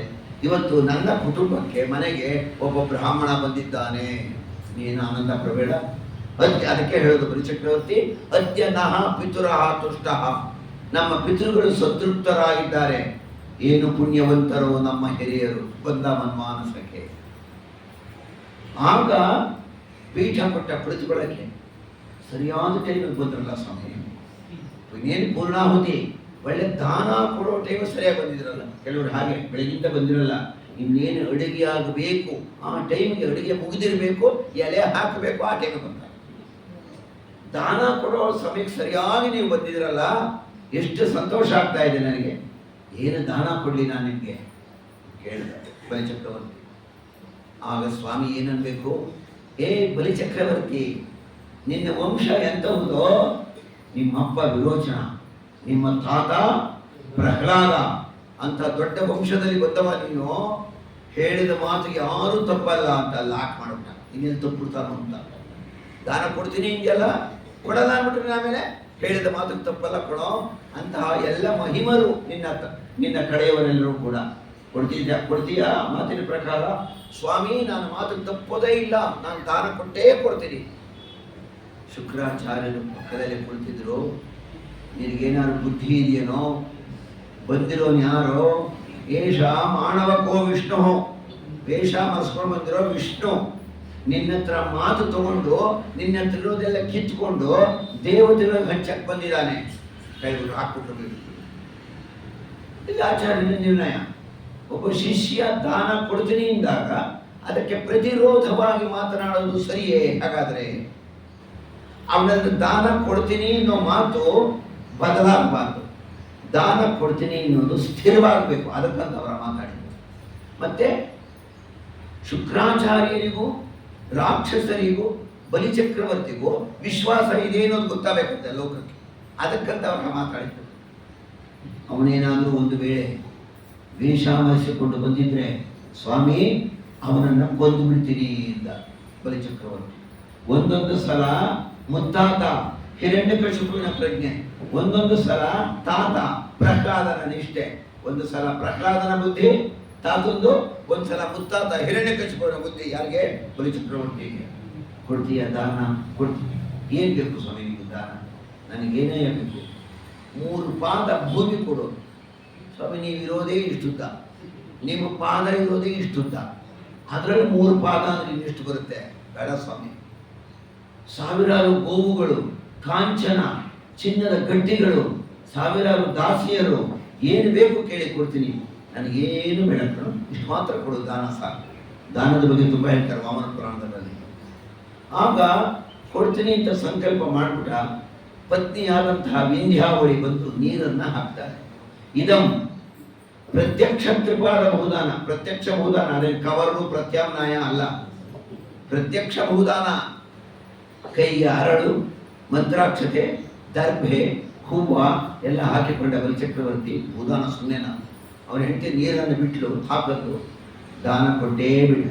ಇದಂ ಭೂದಾನಂ ಶ್ರೀ ವಾಮನ ಮೂರ್ತಿ ಪ್ರೀತಿ ಕಾಮಯಮಾನ ತುಭ್ಯಮಹಂ ಸಂಪ್ರದದೆ ನಮಮ ನಮಮ. ಅದು ಯಾವಾಗಲೂ ಹೇಳಬೇಕಂತದ್ದು. ಇದು ನಂದಲ್ಲ ನಂದಲ್ಲ, ದಾನ ಕೊಡ್ತಾ ಇದ್ದೀನಿ, ತ್ಯಾಗ. ನಮಮ ನಮಮ, ದಾನ ಕೊಟ್ಟೇ ಬಿಟ್ಟ. ಯಾವುದೇ ದಾನವನ್ನು ಕೊಟ್ಟರೂ ಕೂಡ ಹೇಗಾದ್ರೂ ಮನೆಗೆ ತಗೊಂಡು ಹೋಗೋದು. ಭೂದಾನ ಹೇಗೆ ತಗೊಂಡು ಹೋಗ್ಬೇಕು? ನೋಡ್ಬೇಕಲ್ಲ ಜಾಗ, ಅದೆಲ್ಲಿದೆ, ಅದ್ರ ಶೆಡ್ಯೂಲ್ ಏನು, ಅದೇನೋ GP ಆಗಿದೆಯೇ, ಇನ್ನೊಬ್ಬರ ಹೆಸರಿಗಾಗಿದೆಯೇ, ಎಲ್ಲಿದೆ ನೋಡ್ಬೇಕಲ್ಲ. ಹೋದ, ಎಲ್ಲಿದೆ ತೋರಿಸ್ತೀಯಾ, ಎಲ್ಲಿ ಅಳತೆ ಮಾಡ್ಕೊಳ್ಳಿ. ಅಲ್ಲೂ ಅಂದ, ಸ್ವಾಮಿ ನನ್ನನ್ನು ಯಾರು ಅಂದ್ಕೊಂಡಿದ್ದೀರಿ? ನಾನೇನಾದರೂ ಮಾತು ಕೊಟ್ಟರೆ ಅದು ದೊಡ್ಡ ಮಾತು. ನನ್ನ ಸಾಮ್ರಾಜ್ಯ ವಿಸ್ತಾರವಾಗಿದೆ, ನನ್ನ ಭೂಮಿಯಲ್ಲಿ ನೀವು ಎಲ್ಲಿ ಬೇಕಾದ್ರೂ ಅಳತೆ ಮಾಡ್ಕೋಬೋದು. ಸ್ವಾಮಿ ನಾನು ದಾನ ಏನಾದ್ರು ಕೊಟ್ಟರೆ ಪುನಃ ಇನ್ನೆಲ್ಲೂ ದಾನ ತಗೋಬೇಕಾದ್ದೇ ಇಲ್ಲ ನೀವು, ಅಂತಹುದು ನನ್ನದು ಅಂದ. ಭಗವಂತ ಅಂದ್ಕೊಂಡ, ಎಷ್ಟು ಸಲ ನಾನು ನಾನು ಅನ್ಕೋತಾ ಇದೆಯೋ ಅದನ್ನು ತುಳಿಯಕ್ಕೆ ನಾನು ಬಂದಿರೋದು ಅಂದ. ಆ ನಾನು ನಾನು ತನ್ನಲ್ಲ ಬಲಿಚಕ್ರವರ್ತಿ, ಅದನ್ನು ತುಳಿಯಕ್ಕೆ ನಾನು ಬಂದಿದ್ದೇನೆ ಅಂದ ಬಲಿಚಕ್ರವರ್ತಿ. ಬೇಕಾದಷ್ಟು ಹೇಳ್ದ, ದಾನ ಚೆನ್ನಾಗಿರುವಾಗಲೇ ಕೊಡಬೇಕಂತೆ. ಸೋಳೆ ಸ್ವಾಮಿ ನನ್ನ ಭೂಮಿಯಲ್ಲಿ ತುಂಬ ಚೆನ್ನಾಗಿದೆ, ಹಣ್ಣುಗಳು ತುಂಬ ಇದೆ, ಕೊಟ್ಟುಬಿಡು ಯಾರಿಗಾರು ಉಪಯೋಗವಾಗಲಿ ಅಂದರೆ ಅದಿನ್ನೂ ಚೆನ್ನಾಗಿದೆ, ಈಗ ಯಾಕೆ ಕೊಡಲಿ ಅಂದರೆ ಕೆಟ್ಟೋದ್ಮೇಲೆ ಕೊಡ್ತೀನಿ ಅಂತ. ಅಲ್ಲ, ಚೆನ್ನಾಗಿರುವಾಗ ಕೊಡಬೇಕು, ಅವ್ರಿಗೆ ಉಪಯೋಗವಾಗಬೇಕು ವಸ್ತು ಕೊಟ್ಟಿದ್ದು. ಗಾದೆ ಇದೆ ನೋಡಿ, ಎತ್ತಿನ ಮುಂದೆ ಬ್ಯಾಲದ ಕಾಯಿ ಹಾಕ್ದಾಗೆ ಅಂತ. ಎತ್ತಿನ ಮುಂದೆ ಬ್ಯಾಲದಣ್ಣು ಹಾಕ್ಬಿಟ್ರೆ ಅದ್ರ ಬಾಯಿಗೆ ಸಿಗಲ್ಲ, ಇರಲ್ಲ, ಉರುಳ್ಕೊಂಡು ಹೋಗ್ತಿರುತ್ತೆ. ಏನು ಪ್ರಯೋಜನಕ್ಕೆ ಬಂತು ಎತ್ತಿನ ಮುಂದೆ ಬ್ಯಾಲದಣ್ಣು ಹಾಕ್ದಾಗೆ ಅಂತ ಗಾದೆ. ಉಪಯೋಗವಾಗೋ ದಾನ. ಅಲ್ಪಡೆ ಸ್ವಾಮಿ ಬನ್ನಿ, ಎಲ್ಲರಿಗೂ ಗೊತ್ತಾಯ್ತು ಏನೋ ಆಚೆ ಕಡೆ ಹೊರಗಡೆ ಏನೋ ನಡೆಯುತ್ತೆ, ಒಂದು ಕುತೂಹಲ ಅಂದಿದ್ದೇನೆ. ಎಲ್ಲರೂ ಹೊರಗಡೆ ಬರ್ತಾರೆ. ಇನ್ನೆಂಥ ಸರ್ವೇಯರ್ ರೀ ಭಗವಂತ. ಏನು ಎಷ್ಟು ಭೂಮಿಗಳನ್ನು ಅಳತೆ ಮಾಡಿಬಿಟ್ಟಿದ್ದಾನೋ ಭಗವಂತ. ಎಷ್ಟು ಅವಂದೇ ಅಲ್ವೇ ಜಮೀನೆಲ್ಲ, ಇಡೀ ಬ್ರಹ್ಮಾಂಡವೇ ಅವಂದಾಗಿರ್ಬೇಕಾದ್ರೆ ಅಲ್ಲಿ ಅಳತೆ ಮಾಡ್ಕೋಬೇಕಾದೊಂದು ಕುತೂಹಲ ಅಲ್ವೇ. ಅದು 3 ಪಾದ ಮಾತ್ರ. ಹೋಗಿ ನಿಂತ್ಕೊಂಡ್ರು ಎಲ್ಲ, ಕೈ ಮುಗಿದ ಬಲಿಚಕ್ರರು. ಪ್ರಾರಂಭ ಆಗಲಿ ಸ್ವಾಮಿ, ಅಳತೆ ಮಾಡ್ಕೊಳ್ಳಿ, ಅಳತೆ ಶುರುವಾಗಲಿ. ಅಳತೆ ಶುರುವಾಗಬೇಕಾದ್ರೆ ಏನು ಹೆಜ್ಜೆ ಹೆಜ್ಜೆನೂ ಅಳತೆ ಮಾಡ್ಕೋಬೇಕೆ. ಆಗ ಭಗವಂತ ಬೆಳೆದ ಬೆಳೆದ ಬೆಳೆದ ಬೆಳೆದ ಎತ್ತರಕ್ಕೆ ಬೆಳೆದು ಬಿಟ್ಟ. ದಾನ ಕೇಳಕ್ಕೆ ಬಂದಾಗ ಅವನನ್ನ ಬಗ್ಗಿ ನೋಡ್ಬೇಕಾಗಿತ್ತು, ಕುಳ್ಳ ವ್ಯಕ್ತಿ. ಈಗ ಅಳತೆ ಮಾಡ್ಕೋಬೇಕಾದಾಗ ಅತಿ ಎತ್ತರಕ್ಕೆ ಬೆಳೆದಿದ್ದಾನೆ. ಸ್ವರ್ಗ ಮರ್ತ್ಯ ಪಾತಾಳಗಳನ್ನ ಒಂದೇ ಸಮಯದಲ್ಲಿ ಸಂಧಿಸುವವನಾದ್ದರಿಂದ ತ್ರಿವಿಕ್ರಮ ಅಂತ ಅವನ ಹೆಸರು ಬಂದಿದೆ.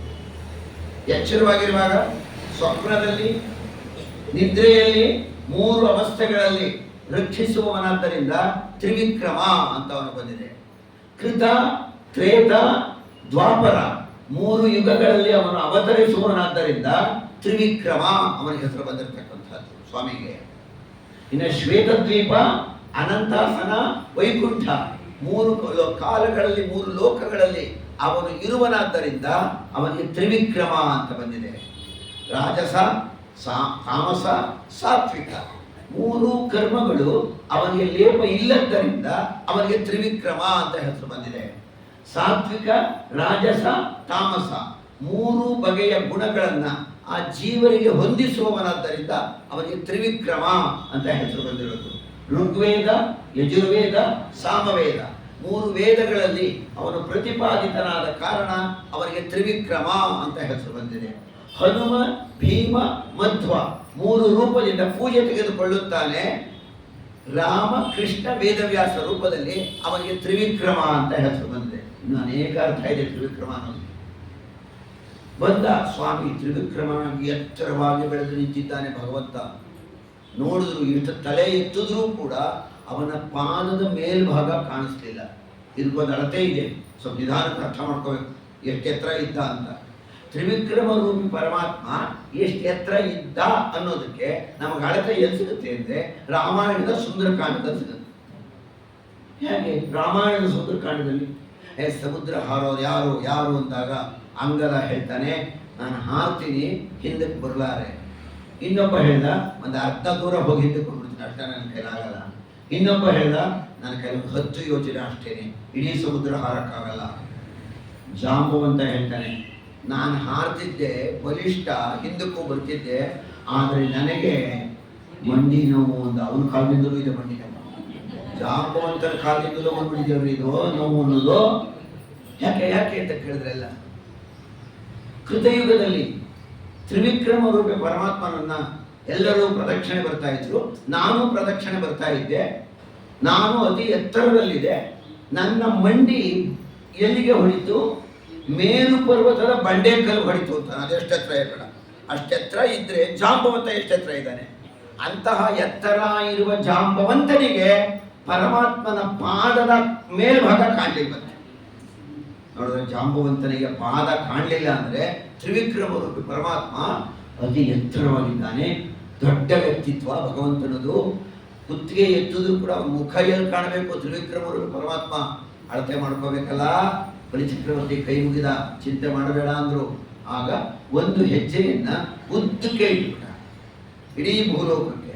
ಒಂದು ಹೆಜ್ಜೆಯನ್ನ ಮೇಲಕ್ಕೆ ಇಟ್ಟ, ಒಂದು ಹಾರಿಜಾಂಟಲ್, ಒಂದು ವರ್ಟಿಕಲ್ ಆಗಿಟ್ಬಿಟ್ಟ. 2 ಪಾದ ಆಗೋಯ್ತಲ್ಲ. ಹೇಳ್ತಾನೆ ಬಲಿಚಕ್ರವರ್ತಿ, ಸ್ವಾಮಿ ಇನ್ನೊಂದು ಪಾದ ಎಲ್ಲಿಡ್ಲಿ? ನಿನಗೆ ನಾನು ದಾನ ಕೊಟ್ಟನಲ್ಲ, ಅದೇ ನನ್ನ ಹೆಮ್ಮೆ. ನನ್ನಿಂದ ನೀನು ದಾನ ತಗೊಂಡ್ಯಲ್ಲ, ಅದೇ ನನಗೆ ಸಂತೋಷ. ಇನ್ನೊಂದು ಜಾಗ ಇದೆ, ನನ್ನ ತಲೆ ಮೇಲೆ ಇಟ್ಬಿಡು. ಬಲಿಚಕ್ರವರ್ತಿಯ ತಲೆಯ ಮೇಲೆ ಅವನ ಪಾದವನ್ನು ಇಟ್ಟು ಸುತಲ ಲೋಕಕ್ಕೆ ಅವನ್ನ ತುಳಿದೇ ಬಿಟ್ಟ, ಕೆಳಪಟ್ಟೋದ. ಬಲಿಚಕ್ರವರ್ತಿ ಉಪಾಯವಾಗಿ ಕಳಿಸ್ಬಿಟ್ನಲ್ಲ ಅವನ್ನ. ಕೇಳ್ದ, ಎಷ್ಟು ಮಟ್ಟಿಗೆ ತ್ಯಾಗ ಮಾಡಿದ್ಯೋ? ನಾನು ಒಳ್ಳೇದು ಮಾಡಬೇಕು ಕೊಡು. ಏನು ಮಾಡಿ? ನಿನಗೇನು ಬೇಕು ಹೇಳು? ನಿನ್ನ ದರ್ಶನ ಬೇಕು. ಯಾವ ರೀತಿ? ಈ ರೀತಿ ಬೇಡಪ್ಪ, ನೀನು ದಾನ ಕೇಳಕ್ಕೆ ಬಂದ್ಯಲ್ಲ, ಅದು ಚೆನ್ನಾಗಿತ್ತು, ಆ ದರ್ಶನ ಕೊಡು ಅಂದಾಗ ಬಲಿಚಕ್ರವರ್ತಿಗೆ ಅಲ್ಲಿಯೇ ಒಂದು ಅರಮನೆಯ ಮುಂಭಾಗದಲ್ಲಿ ತಾನು ಕಾಯ್ತಾ ನಿಂತಿದ್ದಾನೆ. ಒಟುವಾಗಿ ಬಲಿಚಕ್ರವರ್ತಿಯ ಮನೆಯನ್ನು ಕಾಯ್ದವಗೆ ಮಂಗಳಂ ಜಯ ಮಂಗಳ. ಇನ್ನೇನು ಬೇಕು? ವರ್ಷಕ್ಕೆ 1 ಸಲ ನಾನು ಬಂದು ಭೂಲೋಕ ನೋಡ್ಕೊಂಡು ಹೋಗೋದು. ಆಯ್ತು, ಯಾವುದಿನ ನೀನೇ ಆಯ್ಕೆ ಮಾಡ್ಕೊ. ಆಶ್ವೀಜ ಮಾಸ ಬೇಡ, ಕಾರ್ತೀಕ ಶುದ್ಧ ಪಾಡ್ಯ ಬಲಿಪಾಡ್ಯಮಿ. ಅವತ್ತಿನ ದಿವಸ ಮಳೆಗಾಲ ಎಲ್ಲ ಕಳೆದಿರುತ್ತೆ, ನದಿಗಳೆಲ್ಲ ಶುದ್ಧವಾಗಿ ತಿಳಿಯಾಗಿ ಹರಿತಾ ಇರುತ್ತೆ, ಕೆರೆ ಕಟ್ಟೆಗಳು ತುಂಬಿರುತ್ತವೆ, ಹೊಲ ಗದ್ದೆ ತೋಟ ಎಲ್ಲ ಕಾಡು ಎಲ್ಲ ಹಸಿರುಮಯವಾಗಿರುತ್ತೆ. ಬಲಿಚಕ್ರವರ್ತಿಯ ಸಾಮ್ರಾಜ್ಯ ಸಂಪದ್ಭರಿತವಾಗಿರ್ತದೆ ಬಲಿಪಾಡ್ಯಮಿ ದಿನ. ಅದು ಆಗೋದೇ ಹಾಗೆ ಕಾಲ. ಆಗ ಆಯ್ತು, ಬಲಿಪಾಡ್ಯಮಿ ದಿನ ಬಂದು ಭೂಲೋಕವನ್ನು ನೋಡ್ಕೊಂಡು ಹೋಗ್ಬಿಡ್ತೀಯಾ? ಹೋಗುವಂತ ಭಗವಂತ ಅವನಿಗೆ ವರವನ್ನು ಕೊಟ್ಟು ಬಲಿಚಕ್ರವರ್ತಿಯನ್ನು ನಿಗ್ರಹಿಸಿದಂತಹ ವಾಮನಾವತಾರದ ಕಥಾಭಾಗವನ್ನ ಈ 8ನೇ ಸ್ಕಂದದಲ್ಲಿ ಇಲ್ಲಿ ಸಂಯೋಜನೆ ಮಾಡ್ತಾ ಇದ್ದಾರೆ. ಪರೀಕ್ಷಿತ ರಾಜ ಕೇಳ್ತಾನೆ ಶುಕ್ರನ, ಸ್ವಾಮಿ ನಾರಾಯಣ ಯಾವ ಕರ್ಮವೂ ಅವನಿಗಿಲ್ಲ, ಸುಖ ಸ್ವರೂಪಿ, ಸುಖವನ್ನು ಕೊಡ್ತಕ್ಕಂಥವನು ಅವನು. ನೀನು ಆಮೆ ಈ ರೂಪ ಎಲ್ಲ ಧರಿಸಿದ್ನಲ್ಲ, ಈ ಪ್ರಾಣಿಗಳ ರೂಪವನ್ನ, ಇದೆಲ್ಲ ಸರಿಯೇ? ಯಾತಕ್ಕಾಗಿ? ಲೋಕೋಪಕಾರ ಮಾಡುವುದಕ್ಕಾಗಿ ಅವನು ರೂಪವನ್ನು ತೆಗೆದುಕೊಂಡ. ಅದರಲ್ಲಿ ಮೀನು ಮತ್ಸ್ಯ ರೂಪವನ್ನು ತೆಗೆದುಕೊಂಡಂತಹ ಕಥಾಭಾಗ ಬರ್ತಕ್ಕಂಥದ್ದು ಮತ್ಸ್ಯಾವತಾರದ ಕಥಾ. ಅದರಲ್ಲಿ ಸತ್ಯವ್ರತ ರಾಜ ಅವನು ಯಾರು, ಎಲ್ಲಿ ಸಿಕ್ತು, ಹೇಗಾಯಿತು ಅನ್ನೋದನ್ನು ಈಗ 1 ನಿಮಿಷ ಸ್ವಲ್ಪ ವಿಶ್ರಾಂತಿ ತಗೊಂಡು ರಿಲ್ಯಾಕ್ಸ್ ಮಾಡಿಕೊಂಡು ಮುಂದುವರಿಸೋಣ ಕಥೆಯನ್ನು. ಒಂದು 10 ನಿಮಿಷ ಎಲ್ಲರೂ ಕೂಡ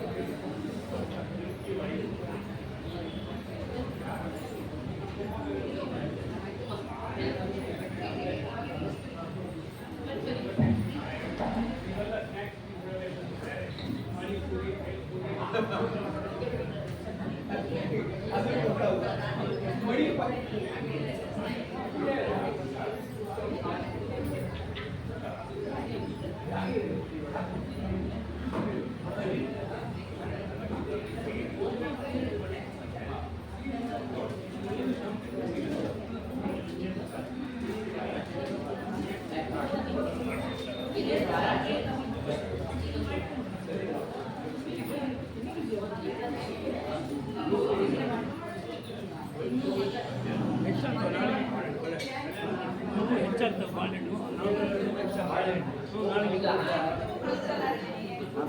ನೈವೇದ್ಯ ಮಾಡಿಲ್ಲ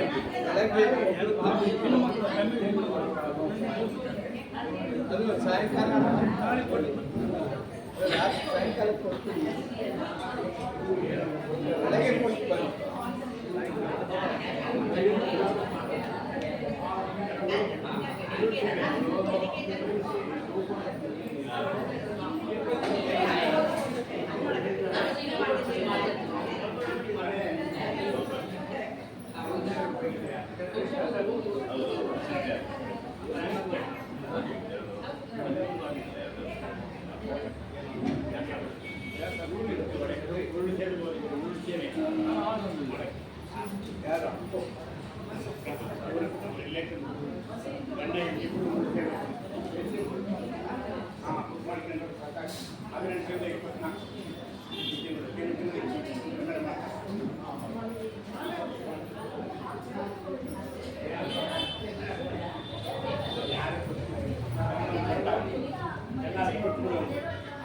ಇವತ್ತು